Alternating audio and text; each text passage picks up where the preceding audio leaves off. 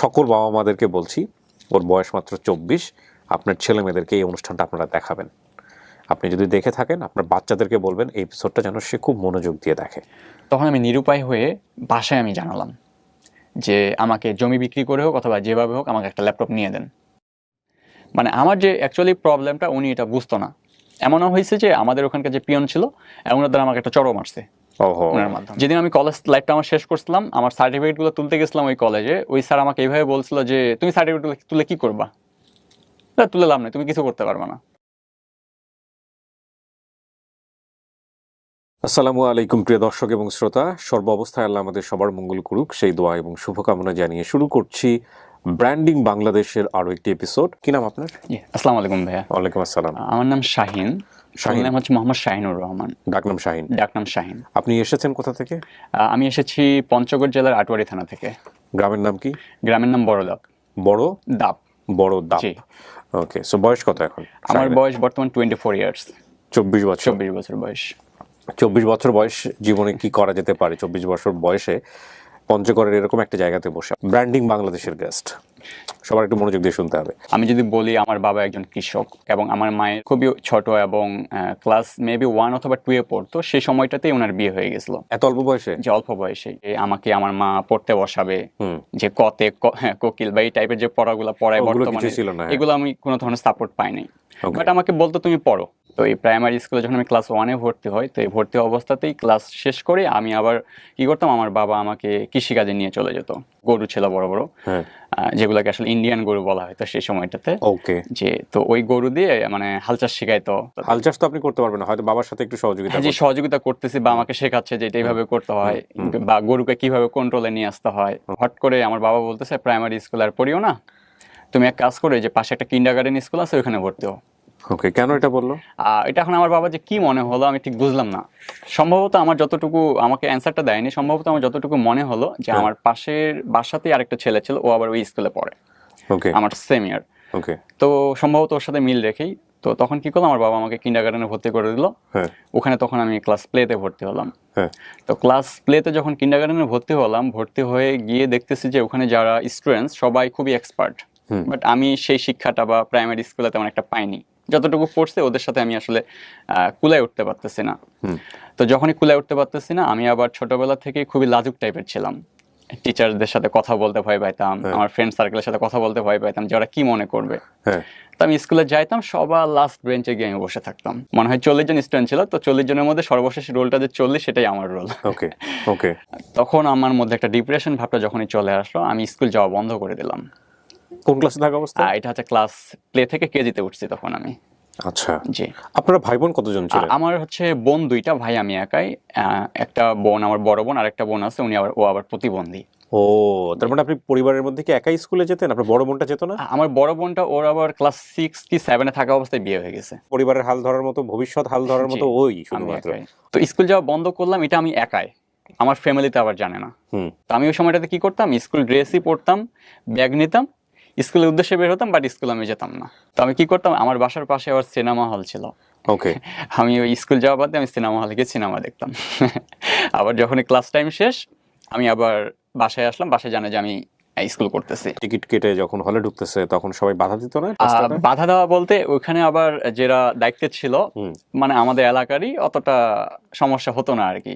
আর চারপাশে অনেক of and ডোর ছিল যেগুলো দিয়ে ঢুকতে পারতাম ইজিলি। বা যখন টিকিট চেক করতে আসতো, আমরা ওই বেঞ্চের তলে আমি ঢুকে থাকতাম। মানে এমন একটা সিচুয়েশন হয়েছিল যে আমি যদি একদিন কাজ না করি, বাবার বহুত বকানি খাইতে হয়, কাজ করতেই হবে আমাকে। স্কুলে পরীক্ষা হয়েছে, পরীক্ষার রেজাল্ট হয়েছে, বাসায় জানতে চাইছে রেজাল্ট, আমি বলতে পারি নাই। আমি বলছি যে কিসের রেজাল্ট, রেজাল্ট তো এখন পরীক্ষায় দেওয়া হয়নি, রেজাল্ট দিবে কিভাবে? ওহো, আমার বাবার মধ্যে একটা সন্দেহ তৈরি হয়ে গেল। তখন আমার বাবা কোনোদিন আমার স্কুলে যায় না, ওই দিন আবার হট করে গেল উনি। আচ্ছা, গিয়ে টিচারদের কাছে খবর নাই, প্রেজেন্ট খাতা দেখায় যে আমি একদিনও স্কুলে উপস্থিত নাই। তখন আমার বাবা আমাকে সেই মারে ওই দিন আর কি। কি দিয়ে? গরু মারার বেদ দিয়ে? একদম সেই মারে। আমি তো একদম সেই ভাই আমি এটা বললাম বলে আপনারা ধারণা করেন না যে আমিও বোধহয় 2-1টা খাইছি ছোটবেলায়। না, এটার কোনো সম্ভাবনা। আমার বাবা কোনোদিন আমার গায়ে হাত তোলে নাই। তো আমাকে তখন প্রচন্ড ওই দিন মারলো। তো আমি খুবই আরো ডিপ্রেশনে পড়ে গেলাম যে আমি ওনাদের বুঝে উঠতে পারতেছি না যে আমি স্কুল কেন যাচ্ছি না, আমি সেখানে ফ্রেন্ড সার্কেল পাচ্ছি না, টিচারদের কোনো সহানুভূতি পাচ্ছি না, বা আমার কোনো টিচার আমার খবর নিচ্ছে না, আমি মানে এরকম একটা সিচুয়েশন। তো এই জন্য যাচ্ছি না, এগুলো আসলে বুঝে উঠতে পারতেছি না। তো ইতিমধ্যে আমার বোনের বিয়ে হয়ে গেছিল।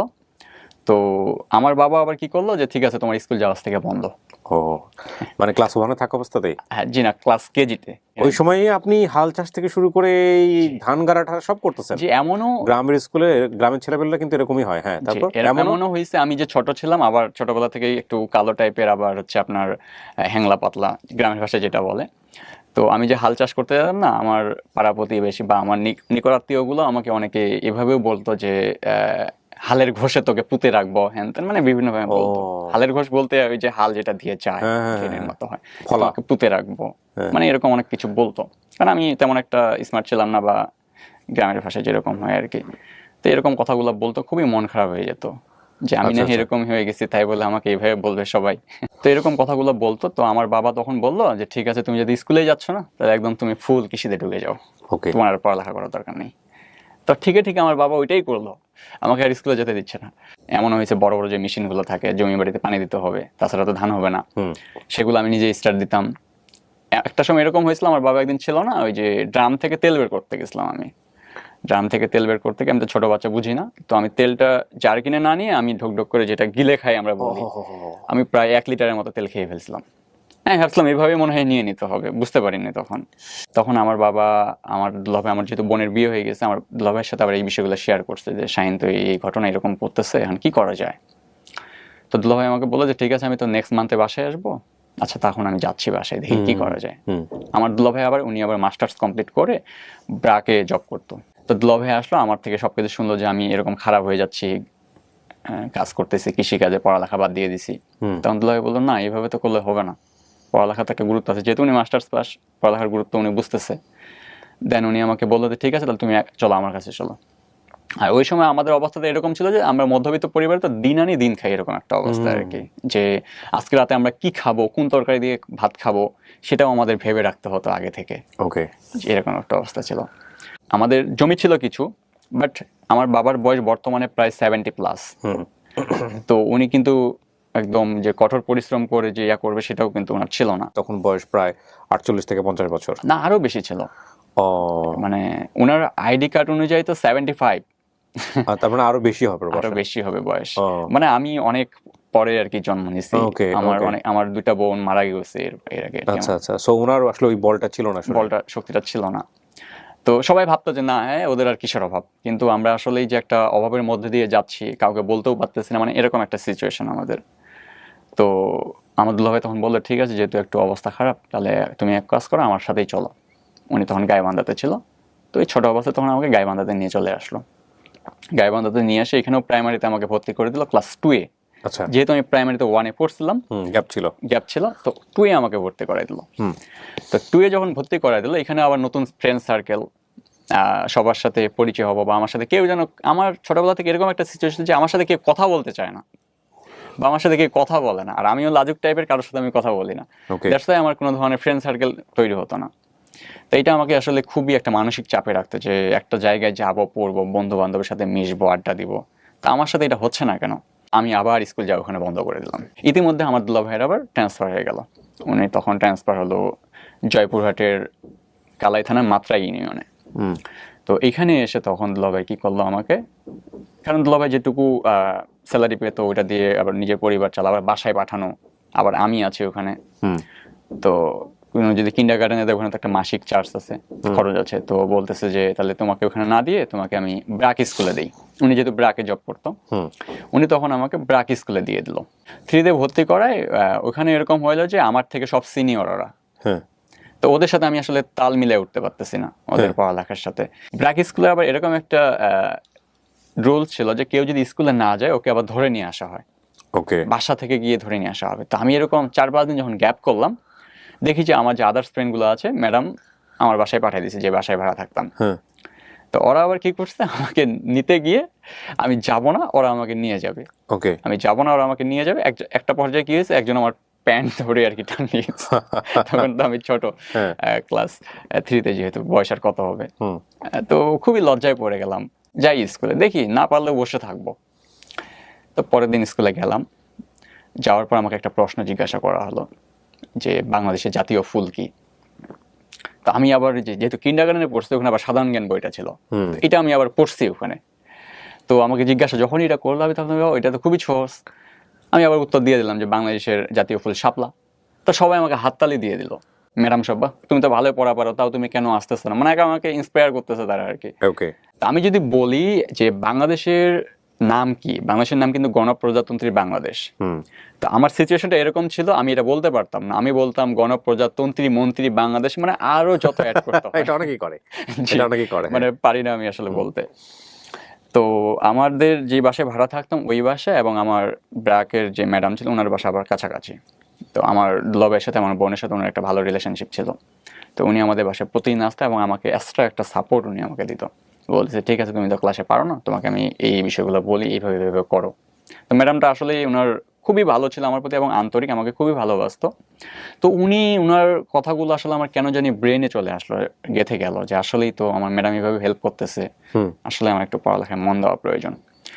এরপর ক্লাস 4-এ যখন উঠলাম, 4-এ ওঠার সাথে সাথে নতুন বই পাওয়ার সাথে সাথে আমি আবার পড়া ফুল দমই স্টার্ট করে দিলাম যে না আমাকে এবার ক্লাস ফার্স্ট হতে হবে, সবার থেকে ভালো রেজাল্ট করতে হবে, এরকম একটা টেন্ডেন্সি আমার মাথার মধ্যে চলে আসলো।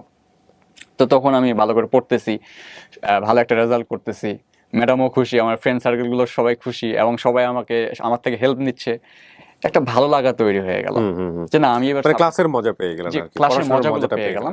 আমার এক্স্যাক্টলি মনে আছে এখনো যে আমি ক্লাস 4 থেকে ক্লাস 8 পর্যন্ত আমি কোনোদিন ক্লাস মিস করি নাই, রেগুলার ক্লাস করছি। তো এইভাবেই আমি তখন রেগুলার ক্লাসে যেতে শুরু করলাম, পড়ালেখা করলাম, সবাই ভালোবাসতে শুরু করলো। তখন তো আমাদের ডিভিশন ছিল, ক্লাস 5-এ তখন আমি ফার্স্ট ডিভিশন পেলাম। ওকে, জি। এখন তো ভর্তি হতে হবে ক্লাস 6-এ। তো দুলা ভাই আবার বলতেছে আমি আবার যেই স্যালারি পাই এই স্যালারি দিয়ে তো আবার যদি ভালো একটা স্কুলে দিতে যাই তোমাকে, আবার বাসা থেকে তো তেমন একটা সাপোর্ট আমি পাচ্ছি না, যেহেতু তেমন একটা আর্ন নাই বাবার, তো এখন তোমাকে কি করা যায়। তখন আবার ওই ইউনিয়নে যেখানে আমরা ছিলাম ওখানে একটা আবার প্রি ক্যাডেট স্কুল ছিল।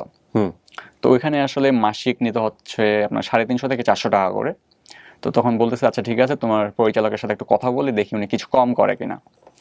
তো ওই স্কুলে, একটা গ্রামের স্কুলে, পঞ্চগড় থেকে আসছি, এটা ওদের জন্য আর কি খুবই একটা ইয়া ছিল, মানে গর্বের ছিল আর কি, যে এত দূর থেকে পড়তে আসছি আমি।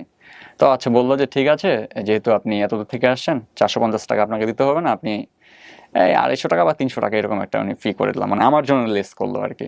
তো এইভাবে যেতে শুরু করলো, আমি পড়তেছি, রেগুলার যাচ্ছি ক্লাসে। এই সময়টাতে আমার দুলা ভাইয়ের আবার কিডনিতে সমস্যা ধরে পড়ে যায়। জি, হট করে ধরা পড়ে গেল। তখন ওনার প্রতি মাসে ওষুধের পিছনেই অলমোস্ট প্রায় 8 থেকে 10 হাজার টাকা চলে যেত।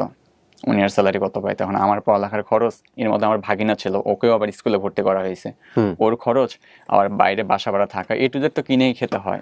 জি, মানে খুবই কষ্টের মধ্যে দিয়ে ফ্যামিলিটা যাইতে শুরু করলো যে আসলে কি করব। তো ক্লাস 6, 7, 8 এইভাবেই তখন আমি পড়ালেখা করতাম এবং মাথায় আমার সবসময় কাজ করতো যে আসলে এইভাবে কষ্ট দিয়ে যে বড় হচ্ছে, আমি আর্ন করব কিভাবে, ইনকামের তো আমার করার প্রয়োজন আছে। তো একদিন আমার মাথার মধ্যে একটা ব্রেন আইডিয়া চলে আসলো যে আচ্ছা আমাদের ওইদিকে তো কচু বিক্রি হয়, আচ্ছা এখানে দেখি তো কচু বিক্রি করা যায় কিনা। কোন ক্লাসে তখন আপনি? ক্লাস তখন আমি 7-এ। ক্লাস 7-এ? জি, ক্লাস 7-এ। কচু বিক্রি করবেন? জি, কালো কচু যেটা আমরা বলি। ওকে। দেখি যে আশেপাশে কচুগুলা হইছে, তো তখন আমার একটা ফ্রেন্ডের হেল্প নিলাম, ওর নাম হাবিবুর। তো ও তখন বলছে হ্যাঁ এটা করা যায়, তো বলছে হ্যাঁ ঠিক আছে করা যায়। ওইটা ওই সময় রমজান মাস ছিল, তো আমরা ফজরের সময় অর্থাৎ সেহরি খেয়েই ওর সময় আমরা হোস্টেল, মানে আমরা তখন আবাসে গেছিলাম আমি আর কি, রাতে আমরা দেওয়াল টপকায় পার হয়ে ওর সময় আমরা কচু তুলতে চলে গেছি। কোথায়? এটা কার জমিতে? এটা রাস্তার পাশে যেগুলো হয়, রাস্তার পাশে যে কচুগুলো হয়, ছোট ছোট কচুগুলো। আচ্ছা, ওকে। জি, কালো কচু যেটা আয়রনের জন্য। তো ওইগুলো আমরা কি করছি, সকাল 6টা মানে ভোর হচ্ছে ওই সময়টাতে কেটে নিয়ে। কচুর ডগা নাকি গোড়া? ডগাটা। ডগাটা, জি। তো ওইগুলো আমরা কেটে এক বস্তা করছি করে, আর তখন আমরা দেখতেছি যে লোকাল এরিয়ায় বিক্রি হয় না, এটা বিক্রি হয় কথা, এটা বিক্রি হয় গোবিন্দগঞ্জে, গাইবান্ধা জেলার গোবিন্দগঞ্জ থানা। তো আমি যেখানে ছিলাম ওখান থেকে প্রায় 25 কিলোর মতো একটা ডিস্টেন্স। তো ওই ফ্রেন্ডের আবার সাইকেল ছিল, তখন আমরা কি করলাম যে না আমাদের তো আর্ন করতে হবে, ইনকাম করতে হবে। তো তখন ওর সাইকেলটা নিয়ে আমরা পিছনে ওই কচুর বস্তাটা বেঁধে নিয়ে আমি একবার চালাচ্ছি, ও একবার চালাচ্ছে। আচ্ছা। তো এই 25 কিলো রাস্তা আমরা এভাবে। উঠেছে কোথায়? সামনে? জি, দুইজন তো আপনারা সাইকেলের? হ্যাঁ, আমরা দুইজন, একজন হচ্ছে সামনে রড থাকে, রডে বসে থাকি, আর পিছনে বস্তা। তো এইভাবে 25 কিলো, আবার ওই দিন আমরা রোজাও ছিলাম সেই দিকে। তো এইভাবেই আমরা গেলাম মানে প্রায় 2 ঘন্টার মতো লেগে গেল আমাদের যেতে, খুবই কষ্ট হয়ে গেছিলো বুঝলেন। তো 2 ঘন্টা পর যখন ওখানে পৌঁছালাম, যাই দেখতেছি যে আমাদের কোচও কেউ নিচ্ছে না। তো আসলে খুবই আবার হতাশা হয়ে গেলাম যে এত দূর থেকে কষ্ট করে আসলাম রোজা ধরে, কেউ নিচ্ছে না আমাদের কোচগুলো, কি করা যায় তাহলে। আছি অনেকক্ষণ, প্রায় 1.5 থেকে 2 ঘন্টা ধরে আমরা ছিলাম, বাট এগুলো কেউ কিনতেছে না। যখনই কিনতেছে না তো আমরা এখন কি করবো, মানুষকে বলতেছি ভাই এগুলো নেন, তো নিচ্ছে না। কেন যে নিচ্ছে না ঠিক আমি বুঝতেছি না, নাকি চেনে না ঠিক আমি বুঝে উঠতে পারতেছি না। তখন আমরা কি করলাম যে ঠিক আছে যেহেতু আসলাম কেউ নিচ্ছে না, তো চলো ব্যাগ হয়ে চলে যাই। আবার নিয়ে আসে ওই পাশে একটা নদী ছিল, ওই বস্তা সহ নদীতে ফালাই দিয়ে আমরা আবার ব্যাগ হয়ে চলে আসলাম বাসায়, নিচ্ছে না। এরপর ভাবলাম কি ওই এলাকায় খুবই আলু চাষ হতো, বুঝছেন। তো ওই ফ্রেন্ডরা আলু চাষ করতো, বলতেছে ঠিক আছে এক কাজ করি আমরা আলু কিনি, আলু কিনে বাজারে যদি আমাদের 2 টাকা করে লাভ হয় তো সেখান থেকে আমাদের একটা ভালো প্রফিট হবে। তখন ভালো আইডিয়া তো। তো তখন কি করলাম আমরা, মানে মূল ইনভেস্টমেন্টটা ওর ছিল, মানে ও আবার গ্রামের ছিল তো ওখানকার, মানে সবই চেনে, আবার এক্সপার্ট, আমার থেকেও অনেক এক্সপার্ট আর কি ও। আবার ওর বাবারও আর্থিক অবস্থা ভালো ছিল, বলছে এটা করা যেতে পারে। তো মূল ইনভেস্টমেন্টটা তখন ও করলো, আমি ওকে খালি সময় দিচ্ছি যে ঠিক আছে। তখন আমরা কি করলাম, 1 মনের মতো আলু কিনছিলাম। আলু কেনার পর সেই আলুগুলো আমরা ওই মাত্রাই বাজারেই বসে আমরা তখন আবার বিক্রি করতে শুরু করলাম। তো মানুষজন আসতেছে, বলছে এই তুমি না হচ্ছে ওর শালা হও, তুমি এখানে কি করতেছো। তা আমি ওগুলা কানে নিতাম না, বলুক কি বলতেছে, আমার দরকার টাকা, আমি ইনকাম করব কিভাবে সেটা আমাকে আগে দেখতে হবে। তো দেখতেছি আলুগুলা বিক্রি হচ্ছে। তা দেখেন 1 মণ আলু বিক্রি করে প্রায় আমাদের 100 টাকার মতো লাভ হচ্ছে। এটা বিশাল ব্যাপার, 100 টাকা, আমরা তখন ছোট। তো ওই প্রথম ইনকামটা দিয়ে তখন আমি কি করলাম যে 100 টাকা লাভ হয়েছে, আমার দেখি যে আমার ফ্রেন্ড সার্কেলে সবাই হাতে ঘড়ি পড়তেছে, আমার হাতে ঘড়ি নেই, সবাই সময় দেখতেছে যে কখন স্কুল ছুটি হবে, সময় দেখে বলে দিচ্ছে ওরা। তো আমার একটা ঘড়ির প্রয়োজন।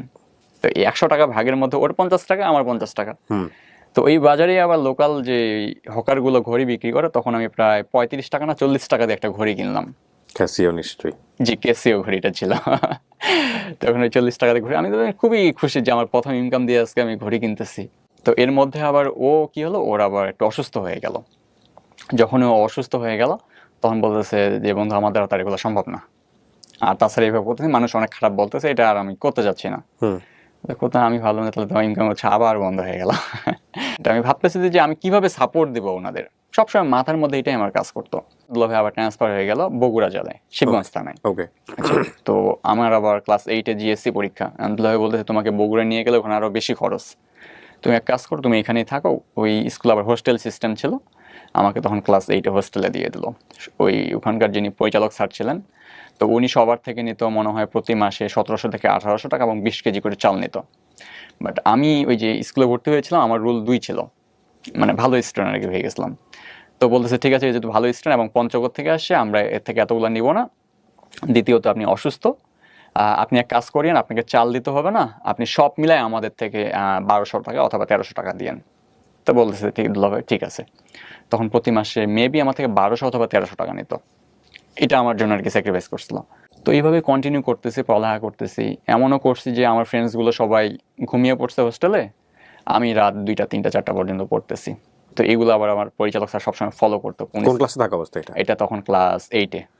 আমার মা খবর নিত রেগুলার, বাট বাবা তেমন একটা ফোন করতো না।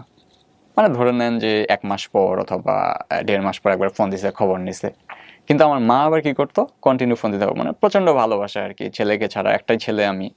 তো এর মধ্যে দুলাভাই আবার জানালো যে তুমি যেহেতু 8 পাস করছো এখন 9-এ উঠবা।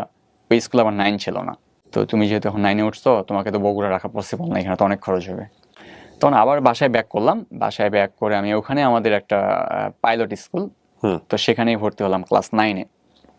আবার জিএসসিতে তখন আবার রেজাল্ট হয়ে গেল, জিএসসিতে আমি পেলাম জিপিএ 5। তো ক্লাস 9-এ যখন ওখানে ভর্তি হলাম, ওইখানে গিয়ে যেটা হলো যে টিচার্সগুলো, ক্লাসে যাচ্ছি আমি, মানে টিচার্সগুলো ওই স্টুডেন্টগুলোকে নিয়েই ব্যস্ত যারা যাদের কাছে প্রাইভেট পড়ে। আচ্ছা, আদার্স স্টুডেন্টদের তেমন একটা গুরুত্ব দেওয়া হতো না বা ফলো আপ করতো না তারা। বাসায় বললাম যে এই টিচারের 1000 টাকা পার মান্থ, এই টিচারের 2000 টাকা পার মান্থ। এখন আমি হিসাব করতেছি যে আমি প্রতিটা সাবজেক্ট ক্লাস 9-এ প্রাইভেট পড়তে যাই, এভারেজ প্রায় 7 থেকে 8000 টাকা আমাকে প্রাইভেটে টিউশন ফি দিতে হবে, যেটা আপনার চিন্তার বাইরে। যেটা আমার চিন্তার বাইরে। তাও আমি সাহস করে আমার বাবাকে বললাম যে 8000 টাকা করে, এই স্যারের এত টাকা, এই স্যারের এত টাকা। তো বলছে এতগুলো প্রাইভেট পড়ার কি দরকার, আমাদের সময় তো আমরা এত পড়ালেখা করিনি, এটা ওটা। এইভাবে বলতেছে। না এত টাকা তো দেওয়া পসিবল না। তখন আমি কি করলাম যে অর্থাৎ এই গ্রামের যে স্কুলগুলো থাকতো ওইখান থেকেও কিছু টিচার্স ছিল যারা প্রাইভেট পড়ায়, প্রতি সাবজেক্টের জন্য 200 টাকা অথবা 300 টাকা করে নিত। তো তখন ওই টিচারগুলোকে আমি ফাইন্ড আউট করার চেষ্টা করলাম যে কে কে কোন স্যারগুলো ভালো আছে। তো এরকম আমি 2জন টিচারকে পাইলাম, একজন হচ্ছে ফিজিক্স এবং কেমিস্ট্রি পড়ায়, আরেকজন হচ্ছে ইংলিশ পড়ায়। এনাদের কাছে তাহলে পড়ি 200 টাকা 300 টাকা আর কি এমন জিনিস। হিসাব করলাম যে আমার 1500 টাকার মধ্যে প্রাইভেটগুলো কভার হয়ে যেত। কিন্তু যখন আমি বাইরে প্রাইভেট পড়তে গেলাম তখন দেখলাম যে আমার স্কুলের যে টিচার্সগুলো আছে ইনারা আর আমাকে চেনে না। মানে ওনাদের কাছে যে টিচার স্টুডেন্টগুলো প্রাইভেট পড়ে শুধুমাত্র ওনাদেরকেই নিয়ে ওনারা সবকিছু ক্লাসে আসবে, ওদেরই পড়া ধরবে, আবার চলে যাবে। আবার ফ্রেন্ডগুলো এরকম ছিল যে আমার সাথে কেউ কথা বলতেছে না, মানে কেউ আর আমাকে পাত্তা দেয় না, নতুন গেছি ওখানে, আমাকে কেউ চেনে না, পাত্তাও দেয় না, কথাও বলে না। আমার এমনও ফ্রেন্ড ছিল যে আমি তাদেরকে বলছি যে আমি তো গতকালকে ক্লাস আসিনি, তো গতকাল ক্লাসে কি কি পড়াইছে আমাকে একটু বোঝাও। এমনও ফ্রেন্ড আছে, তাদের নাম বলবো না, আমাকে বলছে যে আমাদের অত সময় নাই তোমাকে বোঝানোর। স্কুল থেকে 4টার দিকে আসলাম, আসার পর আবার কৃষিকাজে গরু নিয়ে আসা, গরুকে পানি খাওয়ানো, গরুকে ঘাস দেওয়া, আবার গরুকে ঘর ঢোকানো, মানে A to Z কাজগুলো। এমনও যে আমি করছি যে আঙিনা ঝাড় দেওয়া যেটা বলে, ঘর পরিষ্কার, সেগুলো পর্যন্ত আমি করতাম। কারণ আমার মারও বয়স কিন্তু অনেক, যেহেতু অনেক লেটে আমি হয়েছি, তো ওনারও শারীরিক অবস্থা তেমন একটা ভালো না, তো আমি এগুলো বুঝতাম বিষয়গুলো। যে আমি বাবার মধ্যে এরকমও দেখছি যে আমি যদি একটা মুহূর্ত ঘরের মধ্যে বসে থেকে গরমের দিন ফ্যান চালাইছি, মানে বাবার গালি দিতে শুরু করে দেয়, এই তুমি কি জমিদারের ছেলে হইছো, মানে যেই ভাষাগুলো গালিগুলো ওনারা দেয়, মানে বসে থাকা আমার সহ্য করতে পারতো না। ফ্যান চালায় বসে আছো, তুমি জমিদারের মতো বসে আছো। সো এইটা খুব ভালো একটা এক্সাম্পল যে ওর ফ্যামিলির স্ট্যাটাসটা আপনারা বুঝতে পারবেন তাহলে, যে ফ্যান চালিয়ে ঘরের মধ্যে বসে থাকাটাকে ওর বাবা মনে করছে জমিদারি। সো তার মানে ওর ইকোনমিক স্ট্যাটাসটা কেমন ছিল। জি। তো বাবা আর কি খুব হিসাব করতে হবে যে একটা লাইট জ্বলায় আছে, ওটা কেন লাইট জ্বলায় রাখছে, কে রাখছে, মানে প্রত্যেকটা বিষয়ে আমাদের একটা হিসাব ছিল যে লাইটটা জ্বলায় না রাখলে 2 টাকাও সেভ হবে আমাদের, হিসাবের সংসার যেটাকে বলে, হিসাবের সংসার। জি। তো এইভাবেই তখন মন খারাপ হয়ে যেত যে সারাদিন কাজ করলাম, এত কাজ করতেছি বাসার জন্য, তাও আমাকে সাপোর্ট করতেছে না বা আমাকে একটু ভালোবাসতেছে না। আবার ইতিমধ্যে আমার 2014 সালে আমার দুলাভাই আবার কিডনির সমস্যা থাকার কারণে আবার মারা গেল। ও, তখন কোন ক্লাসে স্টুডেন্ট? তখন আমি ক্লাস 9 থেকে 10-এ উঠবো, নভেম্বর মাসে। আমার বোন এবং ভাগিনা ছিল একটা, তো ওরা তো আমার বাসাতেই এখন চলে আসলো, আমাদের বাসাতেই। তখন আমাদের ফ্যামিলি মেম্বার আরো বেড়ে গেল।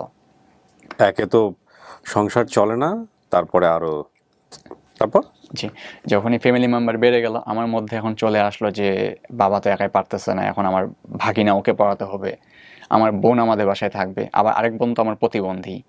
তো ক্লাস 10-এ তখন হলো কি, আমি যেহেতু দেখতেছি যে আমি স্কুল থেকে সাপোর্ট পাচ্ছি না এবং টিচার্সগুলো আমাকে চেনে না, আবার প্রাইভেটেই সব কিছু, তখন আমি ওই টিচারগুলোর কাছে প্রাইভেটটা কন্টিনিউ রাখলাম এবং স্কুল যাওয়া বন্ধ করে দিলাম।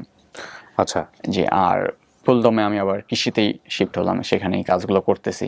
এসএসসি পরীক্ষা দেওয়ার পর আমার রেজাল্ট আসলো 4.11। ওকে। জি, যখন 4.11 আসলো, তো ওই সময়টাতে 2016-তে আবার কি হলো যে নতুন একটা সরকার নিয়ম করলো যে এখন আর ভর্তি পরীক্ষা হবে না, এখন থেকে অনলাইনে চয়েস দিতে হবে, চয়েস দেওয়ার পর রেজাল্ট অনুযায়ী কলেজগুলোতে চান্স দেওয়া হবে। তো আমি তো একটা ধাক্কা খেয়ে গেলাম যে 4.11, যে কোথায় আমি চান্স পাবো। তাও আমি মনের জোরে বিভিন্ন পাবলিক কলেজগুলোতে চয়েস দিলাম, বাট আমার এতটাই ব্যাড লাক ছিল যে আমি কোথাও চান্স পাইনি, একটা তো আমি পাইনি, মেরিট লিস্টে কোথাও আমি ছিলাম না। সেকেন্ড টাইম দিলাম, সেকেন্ড টাইম আমি পাইলাম না। এই সময় আমি আবার কি করছি, পলিটেকনিকগুলোতেও চয়েস দিয়ে রাখলাম, দুর্ভাগ্য যে ওগুলোতেও আমি পাইলাম না, চান্স হলো না। যখন চান্স কোথাও হলো না তখন আমি কি করব, তখন আমি কি করলাম যে একটা প্রাইভেট পলিটেকনিকে ভর্তি হলাম। ওকে। যে এটা হচ্ছে বগুড়াতে, আইআইটিবি পলিটেকনিক। এসএসসি পাস করার পর আমি আবার ডিপ্লোমাতে কেন গেলাম, এটা একটা রিজন ছিল, সেটা হচ্ছে যে আমি এলাকাতে পড়ালেখার পাশাপাশি কৃষিকাজের পাশাপাশি আমি আবার ইলেকট্রিশিয়ানের কাজগুলো করতে পারতাম। মানুষের বাড়িতে একটা বাতি লাগাই দেওয়া, একটা ফ্যান লাগাই দেওয়া, 2-4 পয়সা আসতো, হ্যাঁ 50 টাকা 60 টাকা করে সবাই দিত, খুবই ভালো লাগতো যে না এটা একটা আমার ন্যূনতম পকেট খরচটা তো অন্তত হচ্ছে। তো ওইগুলো আমি করতাম। তো ওই ভালো লাগা থেকে আমি তো কারেন্টের কাজগুলো পারতেছি, তা আমি কাজ করি, ডিপ্লোমাতে ভর্তি হই ইলেকট্রিক্যাল সাবজেক্ট নিয়ে। আমি কথাগুলো বহুবার বলেছি, বহু অনুষ্ঠানে বলেছি, আজকে আবার নতুন করে বলতে পারছি বলে আমার মনে হচ্ছে আমার ভালো লাগছে। সকল বাবা মাদেরকে বলছি, ওর বয়স মাত্র 24, আপনার ছেলে মেয়েদেরকে এই অনুষ্ঠানটা আপনারা দেখাবেন। আপনি যদি দেখে থাকেন আপনার বাচ্চাদেরকে বলবেন এই এপিসোডটা যেন সে খুব মনোযোগ দিয়ে দেখে। বাচ্চার ভেতরে লেখাপড়া হচ্ছে না এটা যতটা গুরুত্বপূর্ণ তার চাইতেও অধিকতর গুরুত্বপূর্ণ হচ্ছে সে যদি ফ্যামিলির কন্ডিশন বোঝে, সে যদি দায়িত্ববোধটা বোঝে। হ্যাঁ, যে আমার বাবার অবস্থা এই, সুতরাং আমাকে এই জিনিসটা চাওয়া যাবে, আমার জন্য এই জিনিসটা হবে, আমার জন্য এই জিনিসটা হবে না। আমার ফ্যামিলির অবস্থা এই, সুতরাং দায়িত্ববোধের জায়গা থেকে আমাকে এই আচরণ করতে হবে, এই আচরণটা করা যাবে না। যদি এই শিক্ষাটা সে পরিবার থেকে পেয়ে থাকে, তাহলে বেস্ট এডুকেশনটা সে পেয়েছে, ব্যাপারে কোনো সন্দেহ নাই। হ্যাঁ, গল্প কেবল শুরু। জি, তারপর কি হলো? তো যখন 13,000 টাকা প্রতি সেমিস্টারে দিতে হবে, আবার প্রতি মাসে খাওয়া দাওয়ার, আবার থাকা, তো আমি তখন কি করলাম, হোস্টেলে ওখানে উঠে গেলাম। হোস্টেলে আবার প্রতি মাসে বিল ছিল 2500 টাকা, প্রতি মাসে 2500 টাকা দেওয়া এবং সেমিস্টার ফি 13,000 টাকা দেওয়া। ওকে। তো এটা আসলে আমার জন্য খুবই ডিফিকাল্ট ছিল। কয় বছরের কোর্স ছিল ওটা? এটা 4 বছরের। 4 বছর। যে ডিপ্লোমা 4 বছরের। আবার এখান থেকে হোস্টেল থেকে এরকম বলা হয়েছিল যে 10 তারিখের মধ্যেই পেমেন্টটা কমপ্লিট করে দিতে হবে। আমি যদি 10 তারিখের মধ্যে পেমেন্ট না দেওয়া হয়, 11 তারিখে ওরা আমাকে আর খেতে দিবে না, এরকম একটা কন্ডিশন ছিল। ওকে। তো সবসময় মাথার মধ্যে একটা টেনশন কাজ করতো যে 10 তারিখেই তো চলে আসতেছে, এই তো চলে আসতেছে, দিতে হবে। তো তখন সবসময় ভাবতাম যে কি করা যায়, কি করা যায়। তারপর ওই শহরগুলোতে তো এরকম হয়, সব জায়গাতে লিখে রাখে যে প্রাইভেট পড়াতে চাই, টিউশনির এগুলো ব্যানারগুলো, পোস্টারগুলো থাকতো, সেগুলো আমি দেখতাম। তো ভাবতাম যে আসলে তাহলে টিউশনি তো করা যেতে পারে, ক্লাস 2-3 বাচ্চাদের তো আমি পড়াতে পারবো। আবার ক্লাস 9-10-এ থাকা অবস্থা আমি আবার ফিজিক্সে অনেকটা এক্সপার্ট ছিলাম। আমি ওই যে গ্রামের টিচারের কাছে পড়ছিলাম, উনি আবার ফিজিক্সটা আমাকে এমনভাবে কমপ্লিট করাই দিছে যে আমার আয়ত্তে চলে আসলো ফিজিক্সটা। তো আমি 9-10-এ ফিজিক্সটা অন্তত পড়াতে পারবো। তো এই আইডিয়া নিয়ে আমি সবসময় ভাবতাম যে আমি তাহলে স্টুডেন্ট পাবো কোথায় শহরে, আমাকে তো কেউ চেনে না বা আমাকে দিবে। আমি আবার প্রাইভেট পলিটেকনিকে পড়ি, সরকারিতে পড়লে তাও ভাবতো যে না, ভালো স্টুডেন্ট, আমি তো প্রাইভেটে পড়ি, আমাকে কেউ মূল্য দিবে না, কি করা যেতে পারে। তো এইভাবে একদিন ফ্রেন্ডের সাথে চা খেতে খেতে ওই দোকানে একটা পোস্টার টানানো ছিল যে শিক্ষক শিক্ষিকা চাই। তো তখন ওই নাম্বারে আমি ফোন করলাম। ফোন করার পর ওনারা বললো ঠিক আছে, একটা কোচিং সেন্টার ছিল, আপনি আগামীকাল বিকাল 5টায় আসেন। ওকে। তো ওনার ওখানে গেলাম, দিয়ে বলতেছে ঠিক আছে, আপনাকে আমরা নিব, বাট 3 থেকে 4 দিন ট্রায়াল পিরিয়ড থাকবে। আগে আমরা স্টুডেন্টদের থেকে ফিডব্যাক নিব যে আপনি কেমন পড়াচ্ছেন। কোন ক্লাসের স্টুডেন্ট থেকে? আমার তখন ক্লাস 2, 3, 4 এর ক্লাস নিতে দেওয়া হয়েছিল। আলহামদুলিল্লাহ ওই স্টুডেন্টগুলো সবাই পরিচালক স্যারকে ফিডব্যাক দিচ্ছেন, না স্যার অনেক ভালো, আমরা ওনার কাছে পড়বো। তখন বলতে ঠিক আছে শাহিন সাহেব, আপনি তাহলে আগামীকাল থেকে পার্মানেন্ট আসেন আমাদের এখানে। তো আমি কি করতাম, তখন সন্ধ্যা 6টাতে ক্লাস শেষ করে দিয়ে আবার হোস্টেলের সাথে সাথে উঠেই ড্রেস চেঞ্জ করে আবার সাথে সাথে আবার কোচিংয়ে দৌড়াইতাম যে না, আমাকে কোচিংয়ে টাইমে জয়েন করতে হবে। আর এর মধ্যে আবার একটা বিষয় ছিল কি, যে আমাকে পার মান্থ কত টাকা দেওয়া হবে সেটা আমার সাথে আবার চুক্তি হয়নি। উনি বলছে ঠিক আছে, তোমার বিবেচনা করে আমি দিব। তাই ভাবলাম যে আমি একটা জব পাইছি, আমার জন্য এটাই বিশাল কিছু। আর মাথার মধ্যে এরকম একটা কাজ করতো যে আমি যদি আমার স্টুডেন্টদের ভালো পড়াতে পারি, হয়তো বা অভিভাবক গার্ডিয়ান আমাকে হয়তো বা তাদের বাসায় পড়ানোর অফার দিতে পারে। মাস শেষে তখন আমাকে উনি 700 কি 800 টাকা আমাকে দিল। খুবই মানে হতাশ হয়ে গেলাম যে 7 থেকে 800 টাকা এক মাস এইভাবে কষ্ট করে আসতেছি, যে এটা আমি এখন কিভাবে চলবো, আমার তো হোস্টেল বিলটাও হচ্ছে না। তাও ভাবলাম না, আমি এখানে পড়াই, আমার যদি একটু ব্র্যান্ডিং তৈরি হয়, আমাকে যদি স্টুডেন্টগুলো সবাই আমাকে একটু ভালো মনে করে, হয়তো আমি বাসার একটা অফার পাবো। তো এই অবস্থাতেই আমি করতে করতে একজন স্টুডেন্ট ঠিকই তার অভিভাবক আমাকে বললো যে তুমি কি আমার ছেলেটাকে পড়াতে পারবে বাসায় গিয়ে, তোমাকে প্রতি মাসে আমরা 1500 টাকা করে দিব, আর তোমাকে সব সাবজেক্টগুলোই পড়াইতে হবে। ও তখন ক্লাস 4-এ ছিল। আবার রাত 8টার দিকে 9টার দিকে টিউশনিটা নিব, সেটাও হচ্ছিল না, কারণ হোস্টেলের গেট 8টার মধ্যে বন্ধ হয়ে যেত। 9টার পর যদি আমরা কেউ ঢুকি, হোস্টেলে আর ঢুকতে দিবে না, মানে পুরো একটা রুলসের মধ্যে দিয়ে চলতো। তো তখন আমি ভাবলাম যে না, আমার রাতের খাবারটা মিট যাক, তাও আমি 1500 টাকা এখানে পাবো, আমার হোস্টেলের বিলটা অন্তত হবে, আর বাসা থেকে যেটা দিবে আমার পকেট খরচ হয়ে যাবে ইনশাল্লাহ। আবার সেমিস্টারের বই কিনা, সেমিস্টার ফি আছে। তো এইভাবেই হয়ে যাচ্ছিল। হতে হতে তখন এরকম হতো যে মাথায় কাজ করতো যে এরকম বা বিভিন্ন পোস্টারগুলো দেখতাম যে ফ্রিল্যান্সিং করে আর্ন করুন, এখান থেকে ইনকাম হয়, এটা কাজ করলে এত ইনকাম হয়। সবসময় এগুলো দেখতাম, এগুলো কীভাবে করে অনলাইনে। তখন আমার তো একটা ফোন ছিল, প্রথম যে ফোনটা কিনছিলাম সেই ফোনটার দাম 3000 টাকা কি 4000 টাকা, একটা সেকেন্ড হ্যান্ড ফোন কিনছিলাম। তো ভাবছিলাম আচ্ছা দেখি তো ইউটিউব যেহেতু চালাতে জানি, ইউটিউবে সার্চ করলাম যে হ্যাঁ আসলে ফ্রিল্যান্স থেকে আর্ন হচ্ছে, ইনকাম করা যাচ্ছে। তো ভাবলাম আচ্ছা দেখি তো কীভাবে করা যায়, বিভিন্নভাবে ট্রাই করতে শুরু করলাম। তো দেখতেছি সব জায়গাতেই যে ল্যাপটপ ছাড়া কাজ হবে না, কিন্তু এত তো আমার অ্যাবিলিটি নেই যে আমি একটা ল্যাপটপ কিনবো, কারণ তখন ল্যাপটপগুলোর দাম ছিল 45,000 টাকা, 50,000 মিনিমাম, যে সর্বনিম্ন Core i3 যেটা ছিল, এটা তো আমার দ্বারা হবে না। তাও কি করতাম যে ফোনেই যতটুকু পারতাম করতাম, এবং বিভিন্ন ভিডিও এরকম আসতো যে 1 ঘন্টা কাজ করলে 500 টাকা বিকাশের মাধ্যমে পেমেন্ট, 2 ঘন্টা কাজ করলেই 200 টাকা রকেটের মাধ্যমে পেমেন্ট। ইউটিউবের এই থাম্বনেইলগুলো আসলে সবসময় সবাই যে করেন তা না, অনেক সময় এটা করা হয় বিকজ অফ মানুষকে অ্যাট্রাক্ট করার জন্য। হ্যাঁ, এবং এই অ্যাট্রাকশনটা কিছুটা হাওয়াই মিঠাইয়ের মতো, মানে অ্যাট্রাকশন পেয়ে আপনি ভিডিওটা দেখা শুরু করলেন, ভিতরে আপনি যা চাইলেন সেটা নাই। হ্যাঁ, করতে গিয়ে দেখি যে আমার পেমেন্ট পাওয়ার কিছুই নেই, শুধুমাত্র আমার এমবিটা যে কিনছিলাম ওই টাকাটাই আমার লস। তখন একটু মনে মনে ভাবলাম যে এমন একটা কাজ করতে হবে যে যেটার মাধ্যমে আসলে আমি একটা লং টার্ম আর্ন করতে পারবো, এরকম কোনো কাজ আছে কিনা। তো তারপর দেখতাম যে ফ্রিল্যান্সিং কথাটা, তো ফ্রিল্যান্সিংটা তখন আমি এতটা বুঝতাম না যে ফ্রিল্যান্সিং কি। তখন আমি ইউটিউবে এক্স্যাক্টলি ওই কিওয়ার্ডটা লিখেই সার্চ করলাম। তখন কিছু কিছু রিয়েল যে ফ্রিল্যান্সার ছিল তাদের ভিডিওগুলো আমি পেয়ে গেলাম যে হ্যাঁ এইভাবে আর্ন করা যায়। তখন আমার মাথার মধ্যে একটা আইডিয়া চলে আসলো যে না, তাহলে এই ভিডিওগুলোকে আমাকে দেখতে হবে। আপনি তখন ডিপ্লোমা কোন ইয়ার? তখন আমি ফার্স্ট সেমিস্টারেই ছিলাম, ফার্স্ট সেমিস্টার শেষে আমার সেকেন্ড সেমিস্টারে আমি উঠবো। ওকে, ওই সময়টাতে তো এটা আসলে করা যায়। তখন ভাবলাম তাহলে তো আমাকে দেখি তো এই কাজগুলো শিখি। তো শিখতে গিয়ে দেখি ল্যাপটপের একটা প্রয়োজন আছে, তাও আমি ফোনে যেভাবে একটু চেষ্টা করতাম। তো ওরা দেখায় তো আপওয়ার্ক থেকে এত টাকা ইনকাম করছে, ফাইবার থেকে এত ডলার ইনকাম করছে। তা আমিও আবেগপ্রবণ হয়ে সেগুলোতে অ্যাকাউন্ট করতাম, কোনো কারণ ছাড়াই। যে হ্যাঁ এখানে অ্যাকাউন্ট করলে মনে হয় আমার ইনকাম হয়ে যাবে আজকে। জি, তো অ্যাকাউন্ট করতাম, তো ওখানে তো টাইটেল দিতে হয়। হ্যাঁ, তো আমি টাইটেল এভাবে দিছিলাম যে আমি বাংলাদেশ থেকে, অথবা আমাকে একটা কাজ দেন। আল্লাহ, ওই যে পরীক্ষার খাতায় অনেকে খারাপ লিখলে লিখে দেয়, স্যার লেখাপড়া তো করতে পারে না স্যার, কোন রকম পাস করাই দিন। ওর অবস্থা হয়েছে তাই। এরকম আমি করতাম। আমি ভাবলাম এটাই টাইটেল, আর কি দিব স্যার, আপনি পাস না করালে এবার আমার বিয়ে হবে না।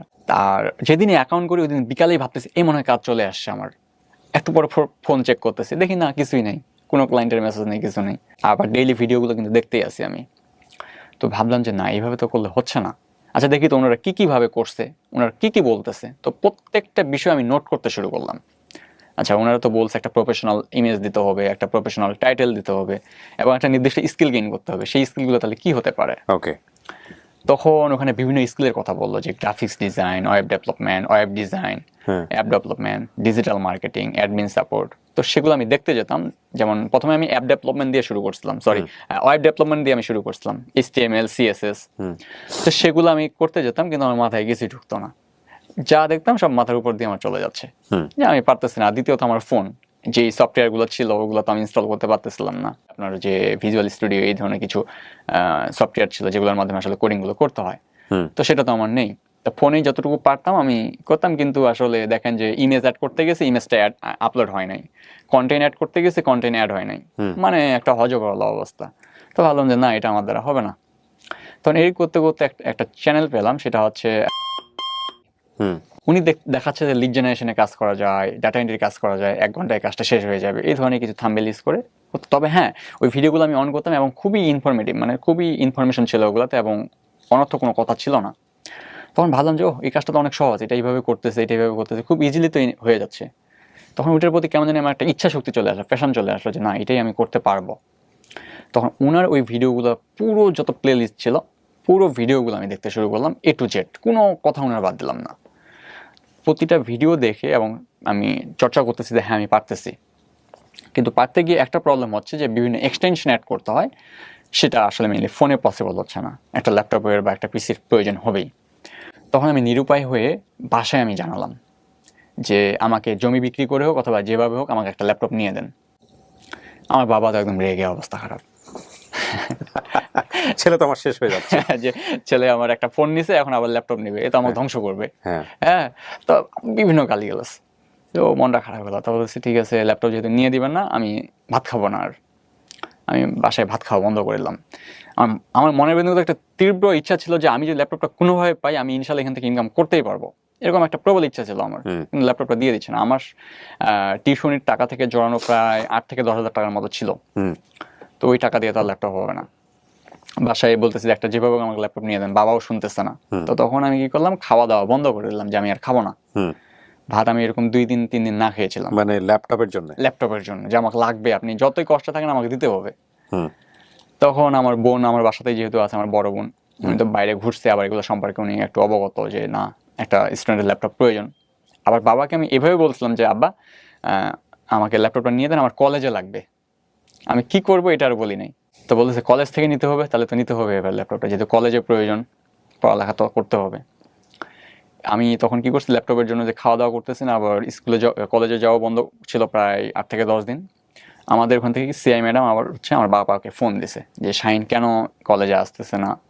আমার বাবা তখন বলছে যে তোমরা কি শুরু করেছেন, মানে গ্রামের ভাষায়, যে ল্যাপটপ ছাড়া কলেজ করা যাবে নি, ল্যাপটপ প্রয়োজন, তাছাড়া ক্লাস করা যাবে না, আপনারা বলে এইভাবে বলছেন।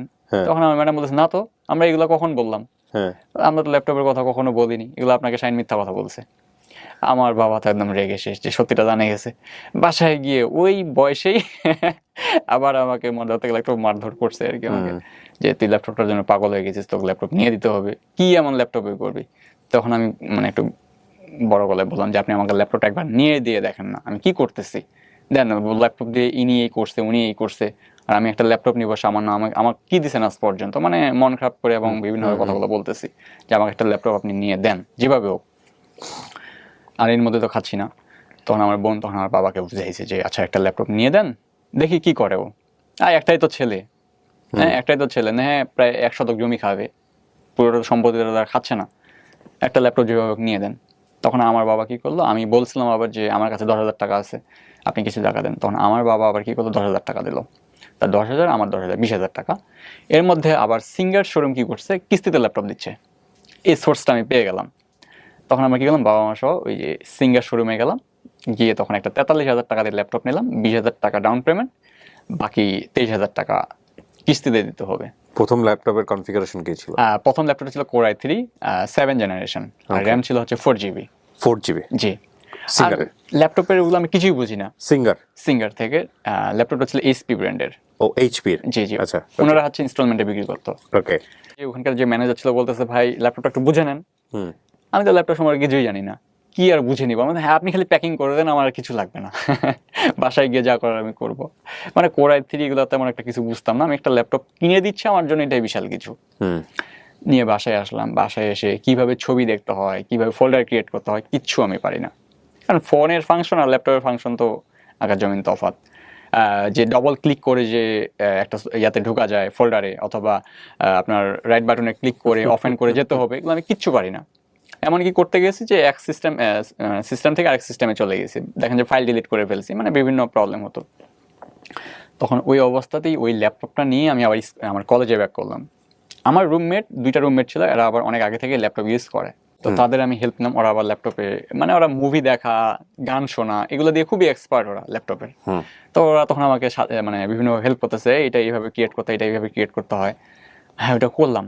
তো এখন ভাবতেছি, আমি আমার রুমমেটকে বলতেছি, এই রুমমেট আমার ফোনে যে ছবিগুলো আছে আমি ল্যাপটপে পার করবো, কিভাবে করতে হয়। ও বলতেছে একটা কেবল লাগাও, তোমার চার্জারটা লাগাও, হয়ে যাবে। ও শেখাচ্ছে আর কি আমাকে। তো এইভাবে ধীরে ধীরে শিখে গেলাম। উইন্ডোজটা কিভাবে আপডেট দিতে হয় সেটাও আমি জানি না, উইন্ডোজ কি জিনিস সেটাও আমি জানতাম না। এইভাবে চলে যাচ্ছে। দেন আমি যে আবার ইউটিউবে যে ভিডিওগুলো দেখতেছি, আগাগোড়া কিছু খুঁজে পাচ্ছি না, মানে উনি যেখানে দেখাইছে যেভাবে, আমার ল্যাপটপে আমি এগুলো খুঁজে পাচ্ছি না। মানে আরেকটা প্রবলেম, আমার রুমমেটকে জিজ্ঞাসা করলাম যে এটা কিভাবে করবো, তো ও আবার আমাকে হেল্প করতো যে তোমাকে ক্রোম ব্রাউজারটাকে ইনস্টল করতে হবে, মোজিলা ফায়ারফক্স ইনস্টল করতে হবে, আদার্স তুমি এগুলো করতে পারবে না। তো তখন একটু পরিচিত হলাম যে হ্যাঁ এগুলো তো টুলস, এগুলো সফটওয়্যার, এগুলো ছাড়া তো হবে না। তো যখন ওগুলো ইনস্টল করলাম, তারপর ওই ইউটিউবের ভিডিও দেখার মতো আমি ওগুলো ফাংশনগুলো পেলাম। তখন একটা মনের ভিতর বিশ্বাস চলে আসলো, না এবার হবে আমার দ্বারা। তো ল্যাপটপে প্র্যাকটিস করতাম ওই যেগুলো ইউটিউবে দেখাতো। আর এরকম হয়তো যে একটু প্র্যাকটিস করতাম, নতুন যেহেতু ল্যাপটপ নিয়েছি, সবাই আমার রুমমেট দুইটা হচ্ছে মুভি দেখতেছে, নতুন একটা তামিল মুভি আসছে, একটা নাটক আসছে আরফান নিশোর, এরকম ওরা সবসময় এগুলো নিয়ে ব্যস্ত। তো বলতেছে ওরা যদি ল্যাপটপে মুভি দেখে আমি কেন দেখবো না, ল্যাপটপটা ওরাও তো মুভি দেখার জন্য নিচ্ছে, আমাকেও তো মুভি দেখতে হবে। আমি ওদের সাথে তাল মিলা দেখে ওদের মাধ্যমে আমিও তখন মুভি দেখতে শুরু করলাম, না আমাকে দেখতে হবে মুভি, কারণ ওদের সাথে আমার তাল মিলাতে হবে। এবং ভিডিওগুলো যে ছিল সেটাও আমি কিন্তু রেগুলার 1-1.5 ঘন্টা প্র্যাকটিস করতেছি। এর মধ্যে কিন্তু আমি আবার পড়ালেখাটাকে কিন্তু শক্তভাবে ধরে রাখছি, টিউশনিগুলোও ধরে রাখছি, মানে কোনোটাই আমি বাদ দেই নাই। আমাদের ওখানে আমাদের প্রিন্সিপাল ছিল ওই কলেজের, উনি সবসময় বাংলাতে মাইনাস মার্ক দেয়। উনি একজন শিক্ষক আমাদের, যে প্লাস মার্কের পরিবর্তে মাইনাস মার্ক দেয় একটা ভুল হলে। তো ওই কলেজে ওই ব্যাচের মধ্যে আমাদের সর্বপ্রথম আমি ওনার স্টুডেন্ট ছিলাম, যে 40-এর মধ্যে +40 আমি পেয়েছিলাম। তো উনি আমাকে একদম ওনার মানে কাছের করে নিল, যে না এই ছেলেটা অনেক ভালো এবং এই কিছু একটা করবে। তো সবচেয়ে বেশি অপমানিত হতো আমাদের ওখানকার যে রেজিস্ট্রার স্যার ছিল আর কি, যিনি সবকিছু হ্যান্ডেল করতো। এই যে আমি কলেজ মিস করছি বা আমার টিউশনি, সবকিছু আদার্স বিষয়গুলো বা টাইমলি আমি হচ্ছে আমার সেমিস্টার ফিটা দিতে পারতাম না, রেজিস্ট্রেশন ফিটা দিতে পারতাম না, একদিন লেট হতো, কিন্তু ওই স্যার কোনোভাবে আমাকে কনসিডার করতো না। মানে উনি সব মানে এরকম মনে করতো যে এই এর তো কোনো প্রবলেম নাই, প্রাইভেট কলেজে পড়ে, কিসের টাকা প্রবলেম। মানে আমার যে অ্যাকচুয়ালি প্রবলেমটা উনি এটা বুঝতো না। এমনও হয়েছে যে আমাদের ওখানকার যে পিয়ন ছিল ওনার দ্বারা আমাকে একটা চড়ও মারছে ওনার মাধ্যমে। উনি যা বলবে ওটাই, মানে ওনার কথার সাথে যে আপনি একটা উত্তর দিবেন, উত্তরটা দেওয়াও ভুল হয়ে যাবে, উত্তর দেওয়া যাবে না। যেদিন আমি কলেজ লাইফটা আমার শেষ করছিলাম, আমার সার্টিফিকেটগুলো তুলতে গেছিলাম ওই কলেজে, ওই স্যার আমাকে এইভাবে বলছিল যে তুমি সার্টিফিকেট তুলে কি করবা, তুলে লাভ নেই, তুমি কিছু করতে পারবে না, তোমার দ্বারা পড়ালেখা হবে না। এই কথাটাও আমাকে বলছে স্যার। খুবই আমি হার্ড হয়েছিলাম আর কি। এইভাবে আমার কলেজ লাইফ শেষ হলো, এবং এই সময়টাতেই আমি আবার কি করতাম, ওই যে রেগুলার ভিডিওগুলো দেখতাম, সেভাবে প্র্যাকটিস করতাম, কিন্তু আগাগোড়াটা আমার ঠিক ছিল না। যে ইউটিউবের ভিডিওগুলোতে এরকমই সিরিয়াল হয়ে সাজানো নেই, একটা আছে তার একটা নাই, আরেকটা আছে তার পরেরটা নাই, তো এরকম বিভিন্ন প্রবলেমে আমি পড়ে গেলাম। আমার এক ছোট ভাই কলেজেরই, ও আমার একদিন হট করে আমার রুমে আসে বলতেছে, ভাই আপনি এগুলো কাজ করতেছেন, আমাদের তো একটা এখানে ট্রেনিং সেন্টার আছে, ওইগুলো তো আমরাও শিখতেছি ওখানে। তাই? আচ্ছা চলো আমাকে একটু দেখাবো, আমাকে নিবে কিনা? ভাই আমাদের তো ক্লাস শেষের দিকে, তাও আমাকে একটু চলো, আমি তো অনেক কিছু পারি, একটু যদি আমি সাহায্য পাই ওখান থেকে। তো বলছে আচ্ছা ঠিক আছে। কি শিখছিলেন আপনি ওই সময়টাতে? আমি যে অ্যাডমিন সাপোর্টের কাজগুলো, ডাটা এন্ট্রি, লিড জেনারেশন, ওকে, এই কাজগুলো এগুলো আপনি ইউটিউব থেকে শিখছেন? যে ইউটিউব থেকে। ওকে। দেন বলতেছে ঠিক আছে তো নিয়ে যাও। আমি পরের দিন ওখানে গেলাম, তো 3 থেকে 4টা বা 5টা ক্লাস আমি পেয়েছিলাম ওখানে। তো এটার জন্য আমার থেকে 8,000 টাকা নিয়েছিল ওরা, মানে এই কয়েকটা ক্লাসের জন্যই। আমি বলছিলাম ভাই আমার একটু কনসিডার করেন। বলছে না, কনসিডার করা যায়, এটা তো আমাদের আইটি ইনস্টিটিউট, তোমাকে দিতে হবে। মানে ওটা খুবই ছোট টাইপের একটা আইটি ইনস্টিটিউট ছিল, মানে একটা ছোট একটা প্লেস নিয়ে, মানে খুবই যে হাই ফাই নামি দামি এরকম একটা না। তো বলতেছে এটা তোমাকে দিতে হবে। তাও আমি দিলাম যে না, আপনি নেন, আমাকে কিছুদিন সময় দেন, আমি টাকাটা আপনাকে দিব, তবে আমার শেখা প্রয়োজন আছে। তো ওখানে আমার যে ট্রেনার ছিল মেহেদী ভাই, উনি তখন বলতেছে তুমি তো এগুলো কাজ পারো, এবং কি অনেকগুলো আমরা শেষ করে আসছি, এখন তুমি বুঝতে পারবা কিনা। ভাই আপনি যেখান থেকে আছেন আমাকে ওখান থেকেই বোঝেন, আমার কোনো সমস্যা নেই, আমি সেগুলো আমি সলভ করে নিব। তো উনি তখন ওখান থেকে আমাকে আপওয়ার্ক অ্যাকাউন্টটা ক্রিয়েট করালো, এবং ফাইবারে উনি করাই নাই, এবং রুলসগুলো আমাকে জানালো যে কিভাবে প্রপোজাল পাঠাইতে হয়, কিভাবে বিট করতে হয়, ক্লায়েন্টের সাথে কমিউনিকেশন কিভাবে করতে হয়, এ টু জেড উনি আমাকে জানালো বিষয়গুলো। তো ওই যে ট্রেনার আমাকে কথাগুলো দিল এবং একটা নির্দিষ্ট একটা গাইডলাইন দিল, আমার ব্রেনের মধ্যে সবগুলো চলে আসলো যে না এইভাবে করতে হবে। আমার মানে কিছু ফ্রেন্ড সার্কেলের মধ্যে ওদের ডিএসএলআর ক্যামেরা ছিল, তো আপওয়ার্কে একটা প্রফেশনাল ছবি দিতে হবে, ফোন দিয়ে তো প্রফেশনাল ছবি তোলা যাচ্ছে না। তো তাদেরকে আমি জিজ্ঞাসা করছিলাম, নাম মেনশন করবো না, বলছিলাম যে তোমার ডিএসএলআরটা দিয়ে আমার একটু ছবি তুলে দাও, আমি একটু আপওয়ার্কে দিব। তো ওনারা আমাকে পাত্তা দেয়নি বা আমার ছবিটাও তুলে দেয়নি।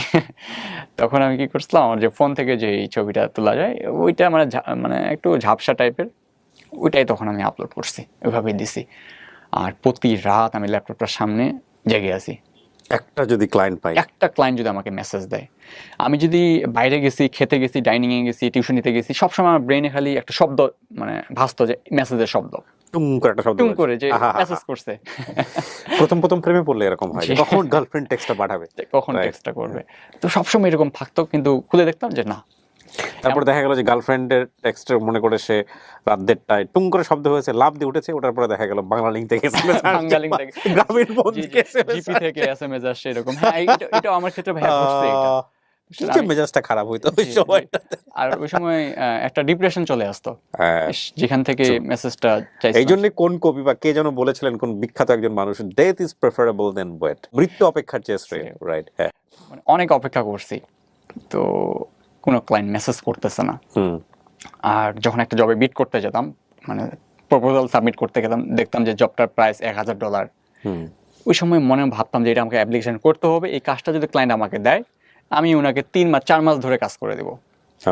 তখন কিন্তু আমি এতটা বুঝতাম না যে এই $1,000 আমাকে 3 দিন বা 4 দিনের মধ্যেই কাজটা শেষ করে দিতে হবে, এরকম সিস্টেম কিন্তু আপওয়ার্ক বা ফাইবারে একটা ডেডলাইন থাকে। আমি ভাবতাম যদি ক্লায়েন্ট যদি আমাকে $1,000 দেয়, আমি ওনাকে যদি 4 মাস কেন 5 মাসও যদি বলে আমাকে খেটে দাও, আমি করে দেবো। $1,000 মানে কি তখন প্রায় আপনার 80,000 টাকা বা 84,000 টাকা ছিল। তার মানে কি প্রতি মাসে এভারেজ আমার 20,000 টাকার মতো আছে। বিশাল ব্যাপার, 20,000 টাকার এমনি এখানে পাচ্ছি আমি আপনার 4,000 টাকা অথবা 5,000 টাকা পাচ্ছি। তো আমি যদি প্রতি মাসে 20,000 টাকা পাই, আমার 5 মাস খাটে দিতে কি সমস্যা? কিন্তু বিট করি, অ্যাপ্লিকেশন করি, দেখেন যে ক্লায়েন্ট রেসপন্স করে না, এইভাবেই জেগে থাকি, আসি আমি ওয়েট করে। এর মধ্যে কি হলো, ওই ব্যাচে যে আরো কয়েকজন ছিল, ওরা জানালো যে ওদের একজন কাজ পেয়ে গেছে। তখন আমি আবার হতাশ হয়ে গেলাম। আরো ডিপ্রেশন হয়ে গেল যে ও পাচ্ছে আমি পারতেছি না, কি করব আমি, আমার দ্বারা কি তাহলে হবে না, আমি অপেক্ষা করেই আছি এভাবে। ও কাজ করলো, ও আর্ন করতেছে, ইনকামও করছে এবং ট্রেনারের থেকে হেল্প নিছে বিভিন্নভাবে, বাট আমি কাজ পাচ্ছি না। তাও আমি মানে হাল ছাড়া হয়নি, মানে আশাহীন হয়নি। আমি রেগুলার ল্যাপটপ অন করেই রেখেছিলাম, সারা রাত জেগে আমি ল্যাপটপে স্ক্রিন দিকে দেখেছিলাম। এই গল্পের মাঝখানে বলে নেই, ওর ব্যাংকের স্টেটমেন্ট নিয়ে আসতে বলছিলাম আমি মাঝখানে। আমি ফ্রিল্যান্সিং নিয়ে অনেক ধরনের প্রমোশন ভিডিও করেছি, অনেক ধরনের, প্রচুর ইমেইল আমি পাই, টেক্সট আমি পাই। পুরনো ফ্রিল্যান্সার যারা আছেন তারাও আমাকে নিয়ে কথা বলেছেন। অনেকে, সবাই যে ভালো কথা বলেছেন তা না, অনেক মন্দ কথা বলেছেন। তাদের অনেকের ধারণা আমি ফ্রিল্যান্সিং বুঝি না, অনেক বেশি বলি বা অমুক কিছু বলি। যাই হোক, তো তাদের জন্য বলি যে ওনার ব্যাংক স্টেটমেন্ট নিয়ে আজকে আমি বসেছি আপনাদের এই প্রত্যেকটা জিনিসের জবাব দেওয়ার জন্যে। উনি আমাকে ওনার এ যাবৎকালের সমস্ত ব্যাংক স্টেটমেন্ট আমাকে নিয়ে আসছেন কপি করে। এই যে ওনার ব্যাংক স্টেটমেন্ট, উনি কত টাকা আয় করেছেন, কিভাবে আয় করেছেন, সেই গল্পে আমি আরও সামনের দিকে যাচ্ছি। সো একটু মনোযোগ দিয়ে সামনে, যদিও এটা কারো ব্যাংক স্টেটমেন্ট চাওয়া এটা আমার লাইফে প্রথম। কারণ এই গল্পগুলোতে আসলে অনেকেই মনে করে আমি অনেক বেশি ফেব্রিকেটেড করি, অনেক বেশি হাইব্রিড করি। সো আমার এই জন্যই আমি একদম এক্সট্রিমে চলে গিয়েছি যে না ঠিক আছে, give me the bank statement. ঠিক আছে, তারপর? তো আমি রেগুলার ওয়েট করতাম, কাজ পেতাম না, তো এইভাবে বিট করেই যেতাম। হট করে একদিন দেখি একটা ক্লায়েন্ট আমাকে মেসেজ দিয়ে দিছে, ওকে, আর রাত 8:30টার দিকে। ওকে। তো যখনই আমাকে মেসেজ করলো আমি খুবই এক্সাইটেড, এই তো একটা আমাকে ক্লায়েন্ট মেসেজ দিয়ে দিছে, তো আমি এখন কি রিপ্লাই দিব সেটা নিয়ে আমি এখন হতাশায় পড়ে গেছি। ক্লায়েন্ট মেসেজ দিছে, আমি এখন কি রিপ্লাই দিব? তা ওনাকে রিপ্লাই দিলাম যে thanks for reaching out to me, মানে গুগল ট্রান্সলেটর ইউজ করে আবার, যে আমার কাছে আসার জন্য আপনাকে ধন্যবাদ। কি ইংলিশ হবে সেটাও আমি বুঝতে পারতেছিলাম না, গুগল ট্রান্সলেটর ইউজ করে তখন আমি রিপ্লাইটা দিলাম। তো তখন আমাকে জিজ্ঞাসা করলো যে তুমি এই প্রজেক্টটার জন্য কত টাকা নিবা। তো আমাদের যেহেতু লিড জেনারেশনের কাজ ছিল, তো 1000 লিড ওনাকে কালেক্ট করে দিতে হবে। এটা কি কাজ? লিড জেনারেশন মানে আমি বুঝি না, আপনি আমাকে লিড জেনারেশন কাজটা মেইনলি এরকম যে বিভিন্ন কোম্পানির ফাউন্ডার, ওনার, সিইওদের ইমেল অ্যাড্রেস কালেক্ট করা, তাদের ফোন নাম্বার কালেক্ট করা, ওকে, তাদের কোম্পানি ইনফরমেশন গুলো। সো এটা সিস্টেম আছে কালেক্ট করার? যে কালেক্ট করার সিস্টেম আছে, ওয়াই আছে। ওকে, তো করতে হবে। তো 1000 যদি ডাটা আমি কালেক্ট করি, অলমোস্ট আমার অনেক দিন লেগে যাবে, কারণ আমি তো একাই অনেকগুলো 1000 ব্যক্তির ইনফরমেশন কালেক্ট করা।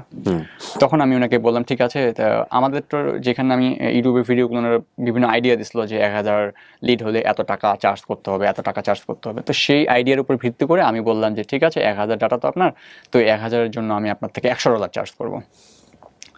আদার্স যে রেট ছিল ওই রেটের থেকেও আমি কম চাইছি। আদার্স রেট ছিল প্রায় মিনিমাম $200, আমি $100 চাইছি। তো উনি সাথে সাথে রিপ্লাই দিল যে টু মাচ এক্সপেন্সিভ, মানে অনেক ব্যয়বহুল এটা। আদার্স ফ্রিল্যান্সারগুলো নাকি ওনাকে $30, $40 অফার করতেছে। আমি বললাম ঠিক আছে, আপনি আমাকে 30 না, আমাকে $25 দেন, আমি ওইটাতেই করে দিব। তো দেখি উনি আর কোনো রিপ্লাই করে না প্রায়। আর ওই সময় এতটা এক্সাইটেড, নতুন তো, আমি তো অত প্রফেশনালিজম জানি না। মিনিমাম ওই রাতে ওই ক্লায়েন্টকে 40 থেকে 50টা টেক্সট করছি আমি একটু পরপর, যে প্লিজ কাজটা আমাকে দেন, আমার পরিবারের সমস্যা এটা, মানে একটু এগুলো দিলে তো আরো রিপ্লাই দিবে না? রিপ্লাই দেন, আমি তো অতটা বুঝতে পারি নাই। এই যে একটা ক্লায়েন্ট আসলো, ও আর রেসপন্স করলো না, আরো হতাশায় পড়ে গেলাম যে আসলাম এই ক্লায়েন্টটাকে ধরে রাখতে পারলাম না। 15-20 দিন গেল, আরেকটা ক্লায়েন্ট আমাকে মেসেজ দিয়ে দিল। তো উনি এখন বলতেছে তুমি স্কাইপে আসো, স্কাইপে এসে তোমার সাথে আমি ভিডিও কলে কথা বলবো, তোমাকে আমি প্রজেক্টের ডিটেলসটা বুঝাই দেবো, রিকোয়ারমেন্টগুলো। ঠিক আছে, স্কাইপে গেলাম। যে উনি আমাকে যে প্রজেক্টটা বোঝাচ্ছে, উনি তো ইংলিশে বলতেছে আমেরিকান স্টাইলে, যে উনি যে কথাগুলো বলতেছে আমি কিছুই ধরতে পারতেছি না।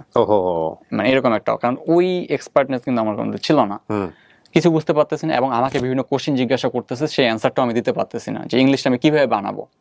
টেক্সটে হলে তাও আমি গুগল ট্রান্সলেটর ইউজ করে আমি সেই রিপ্লাইগুলো দিতাম, বাট এখানে তো আমি আর ট্রান্সলেটর ইউজ করে সেটাকে ট্রান্সলেট করতে আবার অ্যান্সার দিতে টু লং, এটা তো আর সম্ভব হচ্ছে না। তো তখন সর্বশেষ একটা জিজ্ঞাসা করছিলাম, আমার এখনো মনে আছে, যে do you understand the project, তুমি কি এই কাজটি বুঝতে পেরেছো? আর আমরা তো বাঙালি মানুষ, আমি ইয়েস না বলে আমি বলছি জি বুঝতে পেরেছি। যে মানে এটা আমার এক্সপিরিয়েন্স ছিল যে আমি প্রথম কোনো ক্লায়েন্ট, ইংলিশ ক্লায়েন্টকে আমি এইভাবে বলেছি। তো ক্লায়েন্ট বললো যে আই ডোন্ট আন্ডারস্ট্যান্ড, আমি বুঝতে পারি নাই তুমি কি জিজ্ঞাসা বা বললা, মানে এইটুকু বুঝতে পারতেছি। তো উনি কলটাকে কাট করে দিল। দেওয়ার পর আমি আবার মেসেজ করলাম, এইভাবে বলতেছি যে আমি আপনার প্রজেক্টটা বুঝতে পেরেছি, বাট আমি ইংলিশে দুর্বল, এই কারণে কথা বলতে পারি নাই, আপনি আমাকে কাজটা দেন, এইভাবে রিকোয়েস্ট করতাম ইংলিশে, বাট রেসপন্স করলো না। তো এইভাবে প্রায় আরও 6-7 মাস চলে গেল, কোনো রেসপন্স আমি ক্লায়েন্টের থেকে পেলাম না। কিন্তু আমি হতাশ হই নাই, এর মধ্যে আমি আরও স্কিল আমার গেইন করতে শুরু করলাম, এবং ভাবলাম যে ক্লায়েন্টের সাথে যদি আমি ইংলিশে কথা বলতে পারলাম না, ইংলিশেও মেবি আমাকে আরও ইমপ্রুভ করতে হবে। তো ইংলিশে ইমপ্রুভ করবো কিভাবে, তখন আমার একজন টিচারের কথা মনে পড়লো। আমার ক্লাস 6-এ যে টিচার আমাকে টেন্স শিখাইছিল আর কি, শহীদুল স্যার, আমার এখনো মনে আছে। উনি এমনভাবে শিখাইছিল, উনি ম্যাথের টিচার ছিল বাট টেন্সটা উনি আমাকে শিখাইছিল। তো উনার লেকচার শিটগুলো আমি বের করলাম, ওগুলো আমি প্রত্যেকটা লেকচার শিট আমার সাথে আবার কালেক্ট করা ছিল, ইংলিশের বইগুলো বের করে টেন্সের যে রুলসগুলো ওগুলো আবার পুনরায় আমি রিভিশন দেওয়া শুরু করলাম। নিজে নিজে বিভিন্ন সেন্টেন্স তৈরি করলাম। আমার এক ফ্রেন্ড ছিল, ওর নাম সাগর, তারপর আমার রুমমেট, ওদেরকে বললাম আচ্ছা তোমরা যে কথাগুলো বলবা কিছু কিছু কথা আমার সাথে ইংলিশে কথা বলো। ওরা তখন আমাকে নিয়ে হাসি ঠাট্টা করতেছে, এই তুমি বাংলাদেশের মানে তুমি আবার ইংলিশে, আমরাই তো ইংলিশ পারি না, তোমাকে আর কি বলবো, এরকম আর কি বলতো। তো তখন ভাবলাম যে না, তাহলে তো হবে না। তখন আমি কি করলাম, যে ফোনে যে ট্রান্সলেটর অ্যাপটা, ওখান থেকেই আমি বাংলাটা বলতেছি, ইংলিশ ট্রান্সলেট করে দিচ্ছে, আবার আমি ইংলিশটা বলতেছি, ওই বাংলা ট্রান্সলেটটা ঠিক হচ্ছে কিনা। আবার অনলাইনে বিভিন্ন টুলস আছে যে গ্রামার চেকার করার জন্য যে আমার ঠিক আছে কিনা। আর এর মধ্যে একটা ডিকশনারি কিনে নিলাম ভোকাবুলারিটা আরও ইমপ্রুভ করার জন্য। তো তখন ধারাবাহিকভাবে যেগুলো যেগুলো কমিউনিকেশনের জন্য দরকার সেগুলো অনেকগুলো আয়ত্তে আমার চলে আসলো। আর এর মধ্যে কিছু বইও পড়ছিলাম, সাইপোর্টস ইংলিশ বই পড়ছিলাম এবং ইউটিউবে বিভিন্ন ভিডিও দেখছিলাম। তখন থেকে আমি আবার হচ্ছে যে মুনজাইন শহীদ আপুকে অনেক ফলো করতাম। মুনজাইন শহীদকে? জি জি, উনাকে ফলো করতাম, যে উনি ইংলিশে অনর্গল কথা বলতেছে, রেগুলার ভিডিও দিচ্ছে, উনার ভিডিওগুলোকে আমি ফলো করতাম এবং দেখতাম যে উনি অনেক কিছু শেখাতো। এবং উনার একটা পিডিএফ ফাইল বের করছিল যে ইংলিশ স্পোকেন কোর্স, ঘরে বসে ইংলিশ স্পোকেন কোর্স। হ্যাঁ, ওই করোনার সময়টাতে বোধহয়। করোনার সময়টাতে, জি। তো স্টোরিটা আমি জানি, এটা বিগ সেল হয়েছিল। জি, ওইটাও আমি তখন কিনলাম, 75 টাকা দাম ছিল। বিট করছি একটা ক্লায়েন্টের, বিট করে আমি আবার ওই দিন রাতেই আমি বাসায় ব্যাক করছি, আমার গ্রামের বাসায়। আর গ্রামের বাসায় গিয়ে তো নেট আর কিনি নাই আমি, বললাম ক্লায়েন্ট তো আমাকে মেসেজ দেয় না, নেট কেনার প্রয়োজন নেই, শুধু শুধু তখন 56 টাকা দিয়ে 2 জিবি দিত, তো কি দরকার 56 টাকা নষ্ট করা, থাক। টিউশনিগুলো কিন্তু আমার কন্টিনিউ ছিল। আর বাসায় যেহেতু আমি যাচ্ছি টিউশনি করাতে, আমি একটা ইনকাম হচ্ছে ভালোই, তখন আবার বিভিন্ন দই মিষ্টি নিয়ে যেতাম, বাসাও খুশি হতে যে আমি টিউশনি করাচ্ছি, তেমন একটা ফ্যামিলিতে চাপ নেই আর। তো ওইভাবে আসি আমি। 2-3 দিন পর আমি আবার এমবি কিনলাম, কি যেন মনে করে।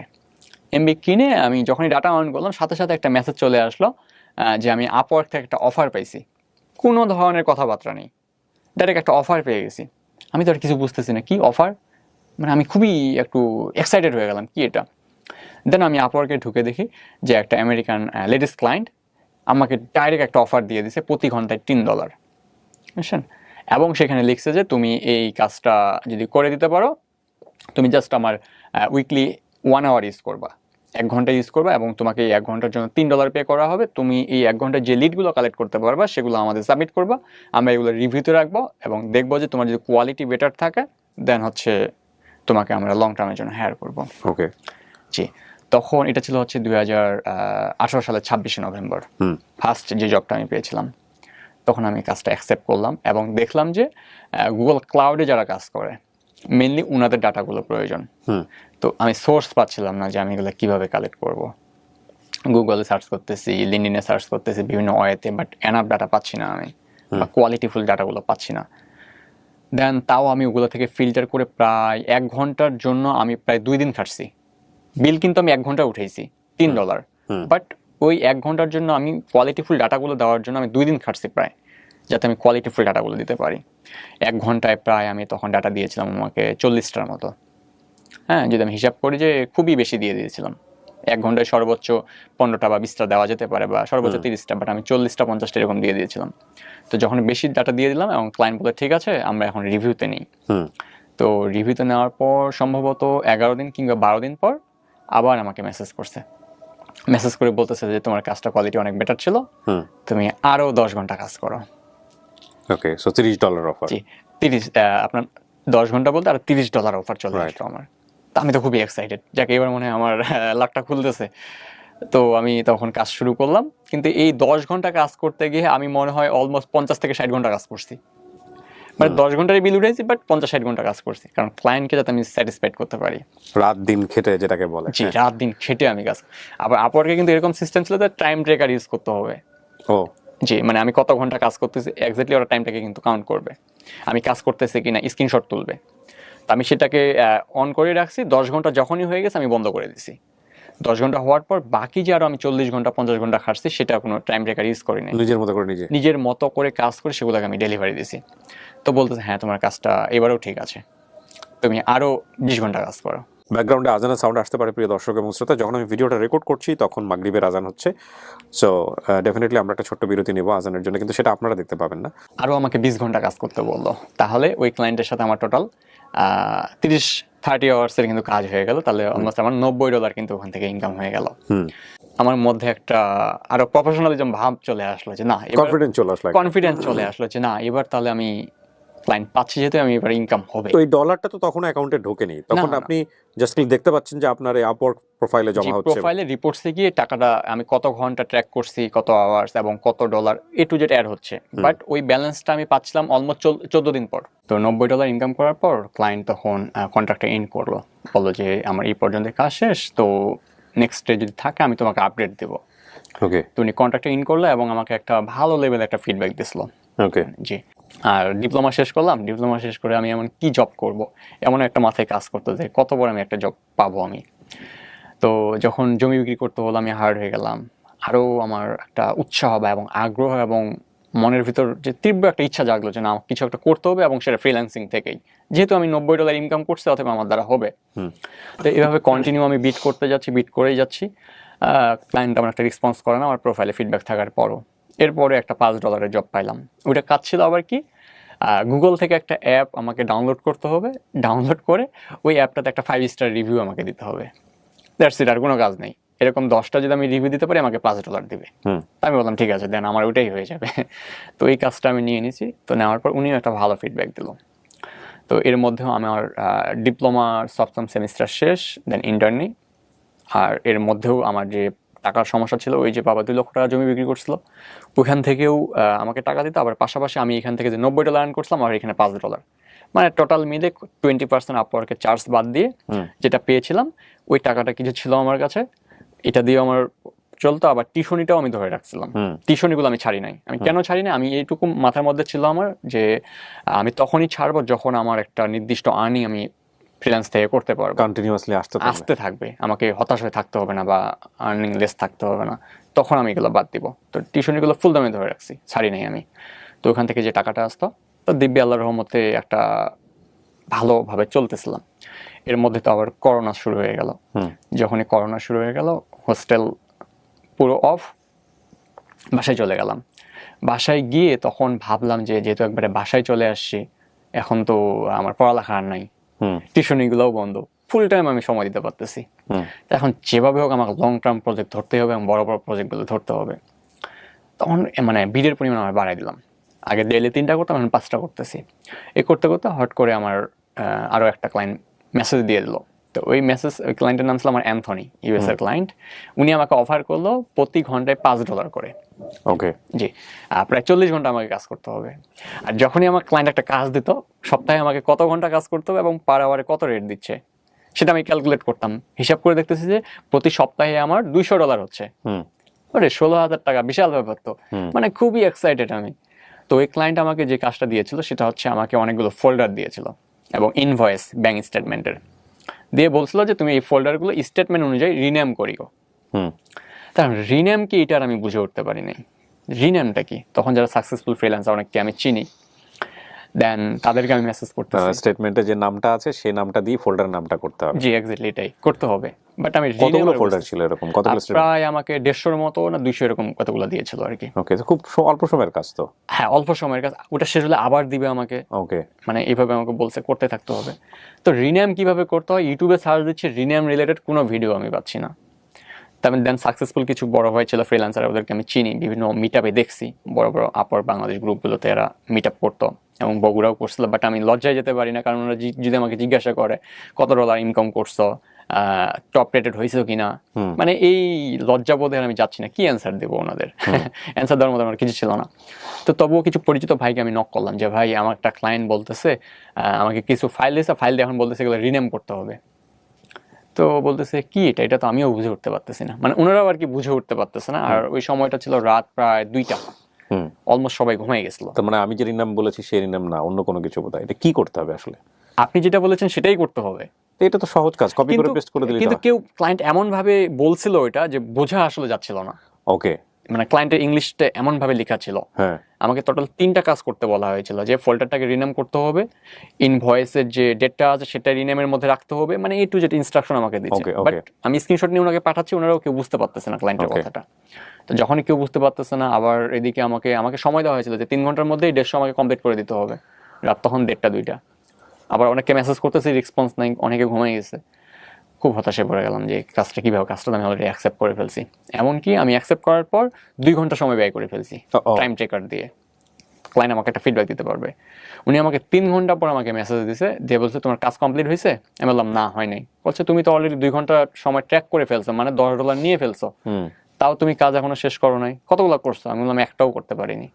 উনি সাথে সাথে কন্ট্রাক্টটা ইন করে দিল, আমার দ্বারা কাজ করাবে না, এবং আমার প্রোফাইলে একটা 3 স্টার কি 4 স্টার এরকম একটা রিভিউ দিয়ে দিল, যে মানে প্রোফাইলটা আমার ড্যামেজের দিকে চলে আসলো। থার্ড রিভিউটাই কিন্তু আমার এরকম হয়ে গেল, যে একটা ধাক্কা খেয়ে গেলাম, যে কিছু পারলাম না। দেন আমি পরের দিন সকালে উঠলাম, ওঠার পর রিনেমটা কি। তো এর মধ্যে আবার কি হয়েছে, একটা ভিডিও আমি ডাউনলোড করছি। তো সেই ভিডিওটা ফোন থেকে ডাউনলোড করার পর ওই যে সংখ্যা সহ আসে 1 2 3 4 5 এরকম মানে লেখা আসে। তো ওই ভিডিওটা আমার ল্যাপটপে ট্রান্সফার করে আমি ওটাকে এখন নাম দিব যে এটা কোন ভিডিও। অ্যান্ড ভিডিওটা নাম দিতে গিয়ে এখন সবার নিচে গিয়ে দেখি রিনেম লেখা আছে। আমি অবাক হয়ে গেলাম যে কি এই রিনেম, আমি এর আগে বুঝতে পারি নাই। রিনেম করলাম এবং সাথে সাথে ক্লায়েন্টকে আবার মেসেজ করলাম যে তুমি যে আমার কাজটা দিয়েছিলে আমি গতকালকে বুঝতে পারিনি আসলে রিনেমটা কি, এখন আমি বুঝতে পেরেছি, তুমি যদি আমাকে এখন কাজটা দাও। তো উনি আবার কি করলো, হ্যাঁ আমাকে পরের রাতেই, ওই রাতেই $5 না দিয়ে তখন আমাকে $3 প্রতি ঘন্টায় দিল। আচ্ছা, এবং একটা লিমিট করে দিল ওই 150 ফোল্ডারের জন্য অনলি 2 আওয়ার্স। ওকে, যে 2 ঘন্টার বেশি তুমি সময় নিতে পারবে না। ওই যে আমি প্রথমে সময় খেয়ে ফেলছি বাট কাজ করি নাই, মানে আমার প্রতি একটা উনি অবিশ্বাস তৈরি হয়ে গেছে। তো উনি 2 ঘন্টা এবং $3 করে দিল। তো আমি বললাম ঠিক আছে তুমি দাও। তো দেওয়ার পর আমি ওই কাজটা রিনেম করে ইনভয়েস অনুযায়ী করলাম। করার পর উনি কাজে হ্যাপি, এবং তারপর আমাকে কন্টিনিউয়াসলি উনি কাজ দিতে শুরু করলাম। ওই ক্লায়েন্টের থেকেই আমার এখনো মনে আছে যে প্রায় $700 মতো আমি কাজ করছিলাম, প্রতি ঘন্টায় $3 করে। তো এই ক্লায়েন্টের কাজ আমার কন্টিনিউ ছিল, এবং আদার্স জবে আমি বিট করতাম সেগুলোও কাজ আমি পেতে ধরলাম। কিন্তু পেতে ধরতে গিয়ে মানে অনেক প্রতিবন্ধকতার শিকার হচ্ছিলাম আর কি। নতুন অবস্থায়, সব আইডিয়া নাই, তাও আমি শেখা কন্টিনিউ রাখলাম। রাখতে রাখতে আমি তখন আরও কিছু ক্লায়েন্ট পেয়ে গেলাম। করোনার সময় ফুল টাইম আমি কাজ করতেছি, এবং ক্লায়েন্টগুলো দেখেন যে $50, $100, $150 আমাকে পে করতেছে। করতে করতে আমি কিছু বড় প্রজেক্টও পেতে শুরু করলাম। যেমন দেখেন প্রায় $500, $600, এবং ডেডলাইনটা খুবই শর্ট ছিল, উইদিন 2 days or 3 days এর মধ্যে ডেলিভারি দিতে হবে। তো একাই আর সেটা হচ্ছে না। তখন আমি ভাবলাম যে যেহেতু একা আমি পারতেছি না, তাহলে আমার কিছু টিম মেম্বার প্রয়োজন। তাহলে টিম মেম্বারটা পাবো কোথায়? বাইরে থেকে সোর্স করলাম, করার পর ওদেরকে আমি কাজগুলো দিচ্ছি, কিন্তু কাজ ভুল করতেছে, মানে যেভাবে কাজটা করা দরকার সেভাবে করতে পারতেছে না। দেন আমি কি করলাম, যে যেহেতু করতে পারতেছে না, তাহলে আমি এক কাজ করি, আমি কিছু ছেলেকে শেখাই, তারা শিখলে তারাই আমাকে হচ্ছে আমার কাজটা করে দিতে পারবে, এবং আমি যেভাবে শেখাবো তারা তো সেভাবেই কাজটা করবে, এই ট্রাস্টটুকু তো অন্তত থাকবে। দেন আমি একটা ফ্রি কোর্স আমার পেজে আর কি দিলাম, আমি স্টুডেন্টগুলোকে ফ্রিতে শেখাবো, শেখানোর বিনিময়ে আমাকে আমার কাজে হেল্প করতে হবে, এবং আমি এটার জন্য স্যালারি দিব। প্রায় 100 জনের মতো সেখানে জয়েন করলো। হ্যাঁ জি, 100 জনের পর জয়েন করার পর তাদের আমি ক্লাস নিচ্ছি, নিতে নিতে দেখেন যে প্রথম দিন 100 জন, দ্বিতীয় দিন 60 জন, তৃতীয় দিন 50 জন, কমতে কমতে কমতে আমার যে শেষে একদম শেষের দিকে চলে যাব, দেখেন যে 5 জন স্টুডেন্ট আমার নাই। একদম মানে ফ্রি কোর্সে যা হয় আর কি। তো পেলাম না এখান থেকে, তখন 1 জন না 2 জনকে পেলাম যারা শেষ পর্যন্ত ছিল, বাট তেমন একটা এক্সপার্ট হয়ে উঠতে পারে নাই। তো যখন উঠতে পারলো না, তখন তো আর আমার কাজে হেল্প করতে পারতেছে না। তখন আমি কি করব এটা নিয়ে অল টাইম ভাবতেছি যে কি করা যায়, কিভাবে এই বড় প্রজেক্টগুলো আসতেছে হ্যান্ডেল কিভাবে করব, বা কাউকে নর্মাল কাউকে নিচ্ছি সে তো ভুল করতেছে, টাকা নিচ্ছে কিন্তু ভুল করতেছে। আমি তো তখন করোনাতে বাসায়, এর মধ্যে আমার পাশের কয়েকটা ছেলে ওরা আবার বুঝতে পারছে যে আমি এই কাজগুলো করতেছি। তো আমি একটা জিনিস মিসিং করে গেছি, সেটা হচ্ছে যে আমি যে প্রথম যে কাজটা করেছিলাম, এই কাজটা করার সময় বাসাতে ছিলাম, আমি দিন রাত ল্যাপটপে বসে কাজ করতেছিলাম। আমার বাবা ওই সময়গুলোতেও আমাকে গালিগালাজ করছে যে একদম পুরা নষ্ট হয়ে গেছে। ল্যাপটপে বসে কি করে, আগে তাও বাড়ি আসলে জমি বাড়িগুলোতে যাইতো, এখন তো ওটাও যাচ্ছে না, এখন দিন রাত মাথা ওখানে ঢুকাই দিছে। আমার বাবাকে আমি বলতেছি, আব্বা আমি যে কাজ করতেছি, এই যে দেখেন টাকা $1 আসে, বলে তুই 5 টাকা আর 10 টাকা দিয়ে কি করবি? $1 তো ওনাকে আমি বোঝানোর ট্রাই করতেছি যে $1 = 84 টাকা, ওগুলো ওইখানেই থাকবে, কোনোদিন বাংলাদেশে আসবে না। এবারে কেউ আর বুঝে না বিষয়টা। বললাম না ঠিক আছে, আপনাদের বুঝতে হবে না, আমি আগে করি, যেদিন আমি সাকসেস হবো সেদিন আপনাদের আমি দেখাবো। তো ওই যে আমি কাজ করি, আমার বাবা আবার বিভিন্নখানে বলে বেড়াইছে যে আমার ছেলেটা এরকম এরকম করতেছে, কি যে করছে, মাথার যে কি ভূত ঢুকছে, শেষ হয়ে গেছে, ও আর মানুষ করতে পারলাম না। তো যারা আবার জানে এই বিষয়গুলো, বাইরে পড়ালেখা করছে, ওরা আবার এই বিষয়টা জানে গেছে যে কি শাইনিগুলো করতেছে, তাহলে তো ওর কাছে যাওয়া প্রয়োজন। ওই যে করোনার সময় সবাই বাসায়, তখন ওরকম আমার এলাকায় 2 থেকে 3 জন ছেলে আসলো, আসার পর বলতেছে শাইন তুমি যেগুলো করতেছে এগুলো আমাদেরও শেখাও, এবং এটার জন্য তোমাকে আমরা টাকা দিব। সো আপনি টিম বিল্ড করে ফেললেন। হ্যাঁ, তখন আমি কি করলাম, ওই ওনাদেরকে শেখাতে শুরু করলাম, এবং এক্সপার্ট ছিল, ওদের মাধ্যমে আমি একটা টিম করে নিতে পারলাম। ওকে, দেন ওদেরকে আমি কাজ দিতে শুরু করলাম, ওরা কাজ করতেছে। আর এমন সময় এমনও হয়েছিল যে আমার প্রোফাইলে যে ডে বাই ডে রিভিউ বাড়তে শুরু করলো এবং কাজ কমপ্লিট হয়ে গেল, তখন ক্লায়েন্টকে আর কিছু বলতে হয় না, দেখবেন যে বিট করলেই ক্লায়েন্ট চলে আসে, বিকজ প্রোফাইলে তো দেখা যায় আপনার প্রোফাইলটা কত টাকা ইনকাম করলাম সবকিছু দেখা যাচ্ছে। এখনো আছে তো নিশ্চয়ই আপনার আপওয়ার্কের প্রোফাইল? জি, আমার আপওয়ার্কের প্রোফাইল কত আছে ওখানে? আপনার কি নামে আছে? শাহিন, এমডি শাহিনুর রহমান। এমডি শাহিনুর রহমান, জি। ওকে, তারপর টিম বাড়াতে গিয়ে সমস্যা হলো কি, একজন টিম মেম্বার 1 থেকে 2 মাস কাজ করতেছে, এরপর যদি ওর প্রোফাইলে ইনকাম হতে শুরু করতেছে, ও আর আমার কাছে থাকতেছে না, চলে যাচ্ছে। তো তখন ভাবলাম যে যেহেতু চলে যাচ্ছে তাহলে আরেকটা ব্যাচ নিতে হবে আমাকে, আর ওখান থেকে আমি কিছু জন পাবো। এভাবে পেতে পেতে পেতে আমি তখন বর্তমানে আমার 8 জন আমার টিম মেম্বার কাজ করতেছে। ওকে, সব আমার স্টুডেন্টগুলোই আমাকে আমার টিমে রাখছি আমি। তো এভাবে হওয়ার পর যে বিষয়টা আমি এখানে মিসিং করে গেছি সেটা হচ্ছে যে আমার টিম মেম্বারগুলো কাজের মধ্যে কি করতো, মানে ওদের তো আমি পার মান্থ হিসেবে দিতাম না, ও কতটুকু কাজ কমপ্লিট করলো সেটার উপর আমি পেমেন্ট করতাম। তো কি করতো, ওই যে একটা লিড কালেক্ট করলেই 5 টাকা 6 টাকা দেখবেন যে একটা ইনভ্যালিড অথবা অ্যাকুরেট না অ্যাড করে রেখে দিছে, মানে ওর সংখ্যাটাকে বাড়ানোর জন্য। ওকে, তো ওই কাজটা আমি যখন আবার চেক না করে ক্লায়েন্টকে ডেলিভারি দিয়ে দিছি, দেখবেন যে ক্লায়েন্ট যখন মার্কেটিং করতে গেছে অথবা এই ধরা পড়ে গেছি, তখন আবার দেখবেন আমার প্রোফাইলে আবার খারাপ রিভিউ চলে আসলো। তখন তো ভাবলাম যে মানুষকে তো আসলে বিশ্বাস করাও কঠিন হয়ে যাচ্ছে। তো তখন কি করবো, আরো ফিল্টার আউট করলাম যে আরো ট্রাস্টেড পার্সন কাদেরকে পেতে পারি। তো ওইখান থেকে ফিল্টার করে তখন আমি 3 জনকে পেয়েছিলাম যারা আমার কাছে এখনো কাজ করতেছে। তো আল্লাহর রহমতে ওইভাবেই আমি কাজ কন্টিনিউ করে এখন পর্যন্ত আমি 350+ জব আপওয়ার্ক থেকে কমপ্লিট করছি আমি। ওকে, এর বাইরে কোথা থেকে করেছি? এরপরে হচ্ছে যে আউট অফ মার্কেট প্লেসে যে কাজ করা যায়, এটা প্রথম আইডিয়া আমার ছিল না। ওকে, যে বিভিন্ন ভিডিওগুলোতে খালি দেখাইতো যে মার্কেট প্লেসে বাইরে ক্লায়েন্ট জেনারেট করা যায়, বাট ওই ওয়েগুলো আমি ট্রাই করতাম কিন্তু হতো না। দেন নিজস্ব একটা ফানেল তৈরি করলাম যে কিভাবে করা যায় ইমেল মার্কেট। এটা বেশি দিন না, এটা প্রায় আউট অফ মার্কেট প্লেস আপনার 1 ইয়ার এর মধ্যে শুরু হয়েছে, এর আগে ছিল না, এর আগে শুধুমাত্র আপওয়ার্কেই ছিল আমার। তো করলাম, ওখান থেকেও আমার আল্লাহর রহমতে কিছু কিছু ক্লায়েন্ট জেনারেট হয়। তবে আমি বর্তমান মেইন ফোকাস হচ্ছে আমার আপওয়ার্ক এবং ফাইবারে। তো আপওয়ার্ক থেকে আমি এই পর্যন্ত 350টা প্রজেক্ট কমপ্লিট করছি, এবং এখান থেকে আমি 4 থেকে 5 জন রেগুলার ক্লায়েন্ট পেয়েছি যারা আমাকে কন্টিনিউয়াসলি কাজ দিচ্ছে। আমার এমনও ক্লায়েন্ট আছে যে যাদের মাধ্যমে আমি প্রায় $20,000 $25,000 পর্যন্ত আর্ন করছি একক ক্লায়েন্টের থেকে, এবং তারা এখনও আমাকে কাজ দিতে যাচ্ছে। এবং আমার লাইফে এমনও ক্লায়েন্ট আছে, একজন লেডিস ক্লায়েন্ট ইউএসএর, উনার যত কলিগ আছে সব জায়গায় আমাকে রেফার করে, যে এই ছেলেটা আছে বাংলাদেশ থেকে, শাইন অনেক ভালো, বিকজ আপনি তাকে ভালো সার্ভিস দিচ্ছি। জি, এখন পর্যন্ত আমাকে প্রচন্ড ট্রাস্ট করে। আপনার বাবার দৃষ্টিভঙ্গি চেঞ্জ হয়েছে? হ্যাঁ দেন, এইটাই আমি বলতে চেয়েছিলাম মেন।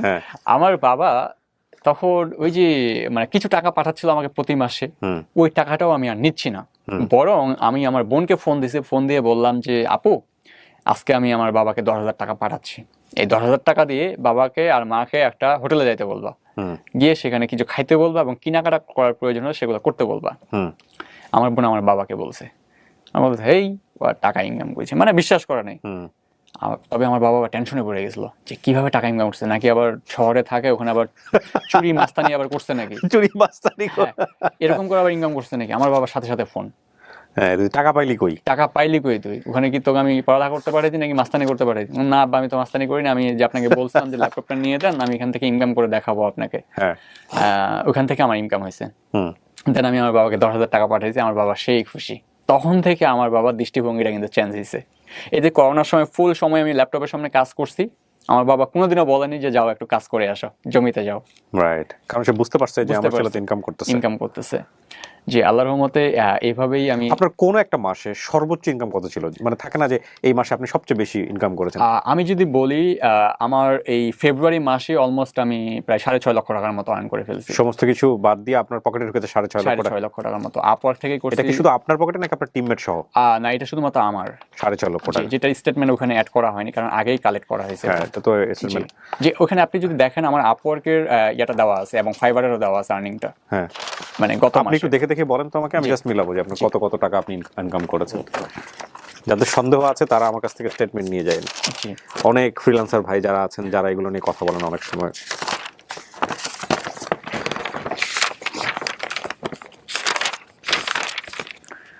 আচ্ছা, আমি যদি আপওয়ার্কের কথাটাই বলি, হ্যাঁ, আপওয়ার্কে আমি মার্চ 2022 থেকে এখন পর্যন্ত $52,570 ইনকাম করছি শুধুমাত্র আপওয়ার্ক থেকে। আপওয়ার্ক থেকে কত? মার্চ 2000, এটা হচ্ছে পহেলা মার্চ 2022 থেকে। পয়লা মার্চ 2022 থেকে মানে এক এখন বছর, তো লাস্ট 1 ইয়ার। এক বছরে আপনি $52,000। যে $52,000 শুধুমাত্র আপওয়ার্ক থেকে আর্ন হয়েছে আমার। আচ্ছা, যেটা হচ্ছে আপওয়ার্ক মোর দেন 52 লাখ টাকা। যে $52,000 মানে বাংলাদেশি টাকা এটা মোর দেন 52 লাখ। 52 লাখ, কারণ আমাদের ডলার রেট কিন্তু এখন 100-র উপরে বলা চলে। 100-র উপরে। তো এখান থেকে আবার কিছু আপওয়ার্কের চার্জ আছে। আবার এখান তো আপনাদের 2.5% বোধহয় ভর্তুকি দেয় সরকার। আমরা এটা এখনো পাইনি। এটা পান নাই? আচ্ছা, জি না। ওকে, তারপর? বাট এখান থেকে 20% কিন্তু আপওয়ার্কের চার্জ আছে। ও 20% ওরা মাইনাস করে রাখে। মাইনাস করবে, Okay. রুলস আছে একটা আর কি। $500 উপর হলে আবার 10%। আচ্ছা, আবার $10,000 উপরে একটা একক ক্লায়েন্টের থেকে আর্ন হলে 5%। ওকে, তো 52,000, তো আমি যদি আমরা ধরে নেই প্লাস মাইনাস 45 লাখ। যে 45 লাখ, তো আমি যদি সেটা ক্যালকুলেট করি পার মান্থ হিসেবে, হ্যাঁ, দেখেন আমার হিউজ এভারেজ অ্যামাউন্ট। কত হচ্ছে। এটা শুধু আপওয়ার্ক গেল, এর আপওয়ার্কের বাইরে? এটা শুধুমাত্র আপওয়ার্কে। এবং আমি যদি ফাইবারের স্টেটমেন্টটা দেখাই, এবার ফাইবারে আমি ফুলটা কালেক্ট করতে পারিনি। এই মাসে ফাইবারে আমি কাজ করছি $1,260। আচ্ছা, হ্যাঁ, আমি দেখতে পাচ্ছি। জি, $1,260 পেন্ডিং আছে কিছু। পেন্ডিং এ আছে। এবং আর্নিং এটা আগে ছিল $668, সরি $68। এটা কি ফাইবার আপনার রিসেন্টলি শুরু হয়েছে নাকি এক বছর যাবত? ফাইবারের কাজটা আমি আসলে এর আগে তেমন একটা শুরু করি নাই। ফাইবারের কাজটা আমি মন দিয়ে শুরু করছি লাস্ট 3 to 4 মান্থস ওকে, এর আগে থেকে। তো এই সময়টাতেই আমি প্রায় 35টা জব কমপ্লিট করছি ফাইবারে এবং লেভেল 1 সেলার পাইছি। ও ফাইন। আপনি আমাকে জাস্ট একটু বলেন যে আপনি শুরু করেছেন কত সাল থেকে, মানে আয় শুরু করেছেন কত সাল থেকে? আমার আইটা শুরু হয়েছে 2018 সালের 26শে নভেম্বর। 2018 সালের 26শে নভেম্বর, এখন চলছে 2023 সালের মার্চ মাস। মার্চ, জি। আপনার ইন টোটাল ইনকাম কত হয়েছে? ইন টোটাল প্রায় আমি যদি মনে করি $150K USD। 150K USD, মানে কোটির ঘর ক্রস করে গেছে। মানে আপনার পকেটে এসছে 150K USD, 50K USD, 1.5 কোটি টাকার মতো। জি, 1.5 কোটি টাকার মতো। তো এক্স্যাক্টলি 1.5 কোটি টাকা হবে না, কারণ প্রথম দিকে আমরা 84 টাকা রেট পেয়েছিলাম। সো আমি ধরলাম 1,20,00,000-এর মতো। জি, এরকম এভারেজ হবে। 1,20,00,000 আপনার হচ্ছে হলো 2018 সাল থেকে শুরু করে এখন পর্যন্ত। জি, income সো আমি বলবো যে আপনি ইনকাম করেছেন লাস্ট 2 বছর বা 3 বছর। জি, আর ওই সময়টা তো আপনার দৌড়াদৌড়ি করতেই চলে গেছে। দৌড়াদৌড়ির মধ্যে ছিল এবং তেমন একটা কাজ করতে পারেন নাই। মেইনলি করোনার পর থেকে আসলে আমার ইনকামটা বেশি হয়েছে, কারণ ওই সময় ফুল টাইম বাসায় ছিলাম। আপনার বয়স এখন 24। জি, 24। এর মধ্যে আপনি কোটিপতি হয়ে গেলেন। 1 কোটি হলেও তো কোটিপতি, তাই না? জি, তো এবং পঞ্চগড়ের মতো জায়গাতে বসে। জি, পঞ্চগড়ের একটা আটোয়ারি থানা। 1 কোটি টাকায় একটা জবে ঢুকে ইনকাম করতে কত বছর লাগে আপনারা জানেন? যারা এই কর্পোরেট জব, আমি তো কর্পোরেট জব করেছি, স্টিল এখনো করি। তো এই 1 কোটি টাকা একটা কর্পোরেট জবে বসে স্যালারি পেয়ে ইনকাম করতে কত বছর লাগে আপনাদের আইডিয়া আছে? আমি আপনাদেরকে বলি, সিইও লেভেলেও 1 কোটি টাকা ইনকাম করতে বহুত সময় লাগে না। সব কর্পোরেট প্রতিষ্ঠানে লাগে না, হাতে কোনো কিছু কর্পোরেট প্রতিষ্ঠানে আছে যেখানে খুব ভালো অঙ্কের স্যালারি দেয়, 3-4 লাখ, 5 লাখ, 6 লাখ টাকাও স্যালারি পায়, তাও 2-3 বছরের গল্প, তাই না? তাহলে একটা সিইও হইতে হলে কি করতে হয়? মাস্টার্স পাস করতে হয়। একটা সিইও একটা প্রতিষ্ঠানে নেওয়া মানে হচ্ছে তার অন্য প্রতিষ্ঠানে প্রায় 15 থেকে 20 বছরের এক্সপিরিয়েন্স থাকতে হবে, রাইট? সো কোটি টাকা ইনকাম করা কিন্তু তো সহজ কিছু না, ডেফিনেটলি না। সেখানে 24 বছরের একটা ছেলে, ওর তো ডিপ্লোমা পড়া পঞ্চগড়ের মতো একটা জায়গাতে, একটা রিমোট এরিয়াতে, এবং বাংলাদেশের উত্তরবঙ্গের একেবারে সর্বশেষ সীমান্ত, তাই না? ডিস্ট্রিক্ট, জি, সর্বশেষ ডিস্ট্রিক্ট।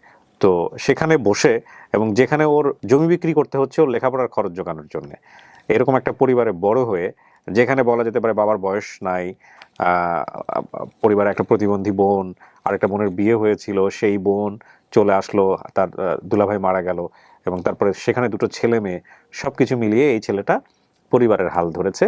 এবং শুধু হাল ধরেনি তাই না, ল্যাপটপটাও কিনেছে সিঙ্গার থেকে, সেটাও ছিল হচ্ছে আপনার কিস্তিতে নেওয়া। এবং সে 5 বছরের যুদ্ধে সে কোটি টাকা আয় করেছে ফ্রিল্যান্সিং করে। Wow, what a story.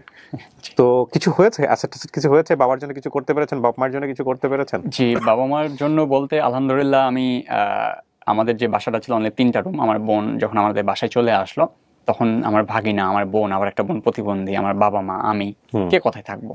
দেন ভাবলাম যে আমি তো ইনকাম করতেছি, তাহলে আমাকে একটা আগে বাড়ি করতে হবে। তো আলহামদুলিল্লাহ আমি একটা বাড়ি করছি, আমার একতলা কমপ্লিট, 2 তলাতে এখন আমি হাত দেই নাই। মানে কয়তলা ভিত্তি? 2 তলার ভিত্তি করছি আমি। মাশাআল্লাহ মাশাআল্লাহ করছি। আর বাবাকে উপহারের মধ্যে উনি বাইক চালাতে পছন্দ করে, ওনাকে একটা ডিসকভার গাড়ি আমি কিনে দিছি। উনি আলহামদুলিল্লাহ ওটা নিয়ে দেখেন বুড়া বয়সে হাড্ডি মাড্ডি মার ভাঙে আবার ইদানিং শুনছি 30 কিলোমিটারের উপরে নাকি স্পিড তোলা যাবে না, ঘর রাইল। উনাকে আমি এত বলছি, কিন্তু উনি বলতেছে না আমাকে দিতে হবে, আমি চালাইতে পারলে তুমি দিবা না কেন? ওরে বাবা, এটা আমি উল্টা দেখি, ছেলে তার বাপের কাছে জিদ ধরে যে বাবা আমাকে বাইক কিনা দাও, ওনার বাবা উল্টা জিদ ধরছে। বা এটা একটা বিশাল পাওয়া আপনার জন্য। আর এর মধ্যে আমার পরিবারের যত খরচ একটু যেটা আমি করি, আমার বাবা, আমি যদি বলি আমার মায়ের গয়না ছিল না, আমার মা আমাকে সবসময় বলতো বেটা আমাকে কিন্তু গয়না কিনে দিস, তুই যদি ইনকাম করতেছিস। তো আলহামদুলিল্লাহ ওনার স্বপ্নটাও আমি পূরণ করছি। মাশাআল্লাহ মাশাআল্লাহ। আর এর মধ্যে আমি আবার কিন্তু কৃষিকাজটা বাবার ছাড়ি নাই। আমার এই যে আমি যা আর্ন করতেছি, আমি তো এই মানে ইনভেস্ট করার জায়গা পাই না, যে কোথায় কাকে ট্রাস্ট করবো, কোথায় ইনভেস্ট করবো। আমি মেইনলি আমার কৃষি খাতে বর্তমানে ইনভেস্টটা রাখছি। ওখানকার যত খরচ বাবা শুধুমাত্র দেখাশোনা করে, এবং ডেইলি যদি মনে করি যে 5,000 10,000 টাকা লাগবে আমি দিয়ে দিই। তো উনি এটাতেই স্যাটিসফাইড এবং হ্যাপি, যে ওনাকে আর টেনশন করতে হচ্ছে না। আগে এমন করতে হতো যে আজকে আমাকে বাজার করতে হবে, আজকে তো আমার 500 টাকা লাগবে বাজার করতে গেলে, এই টাকাটা আমি কোথায় পাবো? ইভেন এমনও হয়েছে যে আমরা মনে হয় কুরবানি ঈদ ছাড়া মনে হয় গরুর গোস্ত দিয়ে ভাত খাইনি, কিন্তু বর্তমানে এমন যে আমাদের ডেইলি ধরে নেন যে মাছ মাংস আছে। পুরো পরিবারটা আপনি দেখেন? যে পুরো পরিবার এখন বর্তমানে আমার হাতে, এবং আমি সবকিছু ম্যানেজমেন্ট করতেছি। মাশাআল্লাহ মাশাআল্লাহ। আর এই জিনিসগুলো করতে গিয়ে আবার এমন হয়েছে, এই যে আমার লাখ লাখ টাকা পার মান্থ আর্ন হচ্ছে, এলাকাবাসী অবাক, এবং তারা বিভিন্নভাবে আমাকে বিভিন্নভাবে, আজকের পরে আরো অবাক হয়ে যাবে।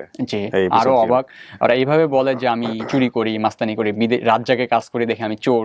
না, কিন্তু প্রাইম মিনিস্টার তো আমাদের যতদূর জানি যে মাননীয় প্রধানমন্ত্রী শেখ হাসিনা তো একটা সার্টিফিকেট বা একটা ইয়ে দেওয়ার ব্যবস্থা আমাদের অলরেডি একটা আইডি কার্ড দেওয়া হয়েছে, যেটা আমি এখানে অ্যাড করছি।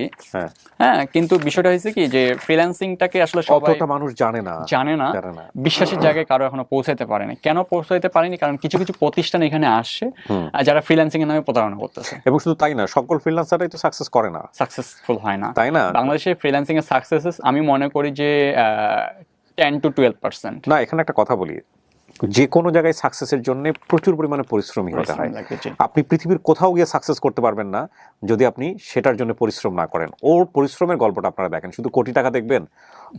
ওর যে ছোটবেলা থেকে ওই সেই 5-6 পড়া, সে কচু বিক্রি করার জন্য যে মানসিকতা, আলু বিক্রি করে যে 2 টাকা ইনকাম করা, এই মানসিকতাই কিন্তু আজকে ওকে এই জায়গাটায় নিয়ে আসছে। হ্যাঁ, সুতরাং এটা না দেখে শুধুমাত্র কোটি টাকা দেখলে তো আপনি পারবেন না। আপনি ওর কোটি টাকা শুনে যদি কালকেই লাভ দেন আপওয়ার্কে, কালকেই আপনি লাভ দেন ফিভার, না আমার মত ফাইবার, ওরাও আপনার ফাইবার, তো ওরা আপনাকে জাম্প করে বের করে দেবে ওখান থেকে। সো এগুলো করে লাভ নাই। এগুলো আবার এই চটকদার থাম্বনেইল দেখে, আমিও একটা হয়তো চটকদার থাম্বনেইল দিব ডেফিনেটলি গল্পটা দেখানোর জন্য, কিন্তু এটা দেখে ওই পরিশ্রমটাকে যদি আপনি না দেখেন তাহলে আপনার জন্য এটা না। হ্যাঁ, এবং এটাই হয় সাধারণত, যারা নেগেটিভ কমেন্টস করেন তারা এই জন্যই করেন। হ্যাঁ, আবার এই পরিবারের হাল ধরতে গিয়ে আমাকে এমনই অনেকে জিজ্ঞাসা করছে যে তুমি তো ডিপ্লোমা পাস করতে, একটা জব করো, তুমি ফ্রিল্যান্সিং করতেছে, এগুলো আজকে থাকবে কালকে থাকবে না, এরকম অনেক কিছু বলে। ফ্রিল্যান্সিং ওয়ার্ক সবসময়ই থাকবে। জি, বলে যে একটা জব করো, মাস শেষে তোমার চাকরি রিটায়ারমেন্ট শেষে তুমি একটা পেনশন পাবা। তো তখন আমি ওদের অ্যান্সারগুলো এইভাবেই করি যে দেখেন, আমি যখন একটা গভর্নমেন্ট জবে যাব, আমার ডিপ্লোমা পাস সর্বোচ্চ আমাকে স্যালারি 20,000 টাকা দিবে, এর বেশি তো আমাকে দিবে না। আচ্ছা ঠিক আছে, আপনি একটা রিটায়ারমেন্টের কথা বলেন, পেনশন পাবো। আচ্ছা, আমি বর্তমানে প্রতি মাসে ইনকাম করতেছি সর্বনিম্ন 1 লক্ষ টাকা, আমি ধরলাম, উপরেরটা আমি ধরলাম না, 1 লক্ষ টাকা। তো 1 লক্ষ টাকা আমার প্রতি মাসে খরচ হবে। আমি যে সরকারি একটা জব করে 20,000 টাকা খরচ করে আমার যে ফ্যামিলিটাকে চালাতে পারতাম, সেখানে এখানে আমি 80,000 টাকা বেশি পাচ্ছি। তো এই 80,000 টাকা থেকে যদি আমি প্রতি মাসে 30,000 টাকা সেভ করি, বছর শেষে এটা প্রায় 3,60,000 টাকা হয়ে যাচ্ছে। এবং এই 10 বছর যদি আমি এটা কন্টিনিউ রাখতে পারি, সেভিংস অনেক বেশি হবে, প্রায় 36 লক্ষ টাকা আমি 10 বছরও কন্টিনিউ রাখতে পারলে। ওর যে পরিশ্রম আর যে ডেডিকেশন, আমিও নিজেও একজন ফ্রিল্যান্সার, আমাদের প্ল্যাটফর্মটা একটু ডিফারেন্ট। হ্যাঁ, তো সেই জায়গা থেকে আমি বলতে পারি যে ওর যে ডেডিকেশন বা ওর যে অভিজ্ঞতা বা ওর যে জানা বা পাওয়া, সেখানে ডেফিনেটলি ও 10 বছর পরে ও 2, 4, 5, 10, 15, 20 কোটি টাকা এমনিতে সেভ করে ফেলতে পারবে। এটার ব্যাপারে কোনো সন্দেহ নেই, কারণ ততদিন অনেকগুলো উইংস গ্রো করবে যদি আল্লাহ চাইতো, ইনশাল্লাহ।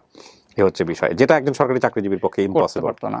তো আমি সেটাকে ওনাদের বলি যে ওইটাই আমার রিটায়ারমেন্ট, আমি যদি সেটা ডিপিএস আকারেও রেখে দেই না, আপনি বিজনেস করতে পারেন, আপনি একটা পয়সা জমায় আপনি অন্যদিকে পয়সাটা আপনি ব্যাংকে না রাখলেও আপনি অন্যদিকে ইনভেস্টমেন্ট করতে পারি। তো এটাই আমার হচ্ছে একটা আমার টেনশন বা আমার এটা রিটায়ারমেন্ট। অথবা আমি এটা নিয়ে কোনো টেনশনে নেই বা কিছু নেই, আমার যে জবই লাগবে, বরং আমি 8 জনকে একটা স্যালারি দিতে পারতেছি, তারা তাদের ফ্যামিলি নিয়ে হ্যাপি, রাইট। আমার কাছে এটাই হ্যাপি, অতএব এটাই আমি খুশি এবং সন্তুষ্ট। You are truly branding Bangladesh. আমি সবসময় একটা কথা বলি প্রিয় দর্শক এবং শ্রোতা, যে জীবনে যে কোনো জায়গায় আপনার কোন কাজটার প্রতি আপনার প্যাশন আছে।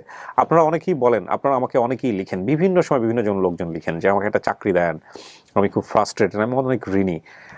হ্যাঁ, ডেফিনেটলি অনেক ক্রিটিক্যাল পজিশনে যখন আমরা থাকি তখন অনেকের জন্য জিনিসটা বিয়ার করার মতো না, অসহ্যমূলক হয়ে যায়। বাট বিলিভ করেন, তাওয়াক্কালতু আলাল্লাহ, জীবনে ওই জিনিসটাই একটা সময় ভয়ঙ্কর রকমভাবে আপনাকে সাপোর্ট দিবে, ওই অভিজ্ঞতাটুকু। ওর জীবনে ও যে টাফ টাইমটা পার করেছে, ওর বাবাকে ও বুঝতে পেরেছে যে আমার বাবার হাড় ক্ষয় যাচ্ছে, সে বৃদ্ধ, আমার মা লেখাপড়া করেনি, আমার একটা বোন প্রতিবন্ধী, আমার পরিবারে একমাত্র আমি একটা ছেলে এবং আরেকটা বোন, সে বিয়ে হওয়ার পরে তার হাজবেন্ড মারা গেল। সব কিছু মিলিয়ে এই যে পরিবারের দায়িত্ব নেয়ার যে ব্যাপারটা, এইটা ওর জীবনের শিক্ষা ছিল। এবং এই শিক্ষাটাকে ওর সামনে যদি ফ্রিল্যান্সিং না আসতো, কিন্তু হাতড়ে বেরিয়েছে। কখনো টিউশনি, কখনো কারো কাছ থেকে একটু হেল্প নেওয়া, কখনো এই বিভিন্ন জায়গায় যে আমার একটা কিছু করতে হবে, আমার কিছু করতে হবে, কিছু করতে হবে, কিছু করতে হবে। বাংলাদেশের নিম্ন মধ্যবিত্ত ছেলে মেয়েদের বেশিরভাগ ছেলে মেয়েই সাকসেস করেন এই কিছু করতে হবে এই চেষ্টা থেকে। সো আপনি যদি মনে করেন যে আমি কিছু করব, তাহলে আজকের এই দুনিয়াটা, বিশ্বাস করেন, বেস্ট ওয়ার্ল্ড। মানে কাজ করার অপশনের অভাব নাই, আপনাকে শুধু এক্সপিরিয়েন্স গেদার করতে হবে। যেই জায়গাটাতে আপনি ভালো, যে জায়গাটাতে আপনি ইউনিক, সেটাকে আপনি ধার দেন, মাটিতে নামেন। তাওয়াক্কালতু আলাল্লাহ, আবারও বলতেছি, একবারে মাটি কামড়ে পড়ে থাকা আমাদের এলাকার লোকজন বলে, পরিশ্রম করতে থাকেন আল্লাহর নামে, সফল আপনি একদিন হবেনই হবেন। ইনশাআল্লাহ। এবং যেভাবে আমাদের শাহিনরা সফল হচ্ছে, শাহিন, আমি অনেক ধন্যবাদ জানাই পঞ্চগড় থেকে, আপনি কষ্ট করে আজকে আসছেন। আমি ঠাকুরগাঁয়ে বড় হয়েছি, আমার ছোটবেলা ঠাকুরগাঁয়ে কেটেছে। আমার বাবা বিডিআর ছিলেন এবং ঠাকুরগাঁও বিডিআর স্কুলে আমি ক্লাস 2 না 3 পর্যন্ত পড়াশোনা করেছি। তো ঠাকুরগাঁও পঞ্চগড় তো বোধহয় কাছাকাছি। হ্যাঁ, কাছাকাছি। আমার বাসা থেকে ঠাকুরগাঁও ডিস্টেন্স আছে 22 কিলোমিটার। হ্যাঁ, তেঁতুলিয়াতে গেছিলাম আমি পিকনিক করার জন্য। আচ্ছা আচ্ছা, তো এখান থেকে ইন্ডিয়া দেখা যায়। জি এক্স্যাক্টলি, ইন্ডিয়া দেখা যায় এখান থেকে। সো ভালো থাকবেন আপনি, এবং আমি চাই যে আপনার এই প্রতিষ্ঠানটা অনেক বড় হোক। আমি যতক্ষণ গল্প করেছি আমার কাছে খুব ভালো লেগেছে, কারণ আপনার কথা এবং আপনার কাজের মধ্যে আমি অনেক মিল পেয়েছি, এবং আমার কাছে মনে হচ্ছে আপনি একজন অনেস্ট মানুষ। সো এটাই হচ্ছে একটা মানুষের সবচেয়ে বড় অ্যাসেট। প্রিয় দর্শক এবং শ্রোতা, শাহিনের জন্য আপনারা দোয়া করবেন এবং শাহিন হওয়ার চেষ্টা যেন আমরা করতে পারি, এই প্রত্যাশায় আমরা শেষ করছি আজকের মতো। এক শাহিন থেকে হাজার শাহিনের জন্ম হোক। শাহিনরা এগিয়ে গেলে পুরো বাংলাদেশ এগিয়ে যাবে, তখনই আমরা বলতে পারবো ট্রুলি ব্র্যান্ডিং বাংলাদেশ। শেষ করছি আজকের মতো। আসসালামু আলাইকুম।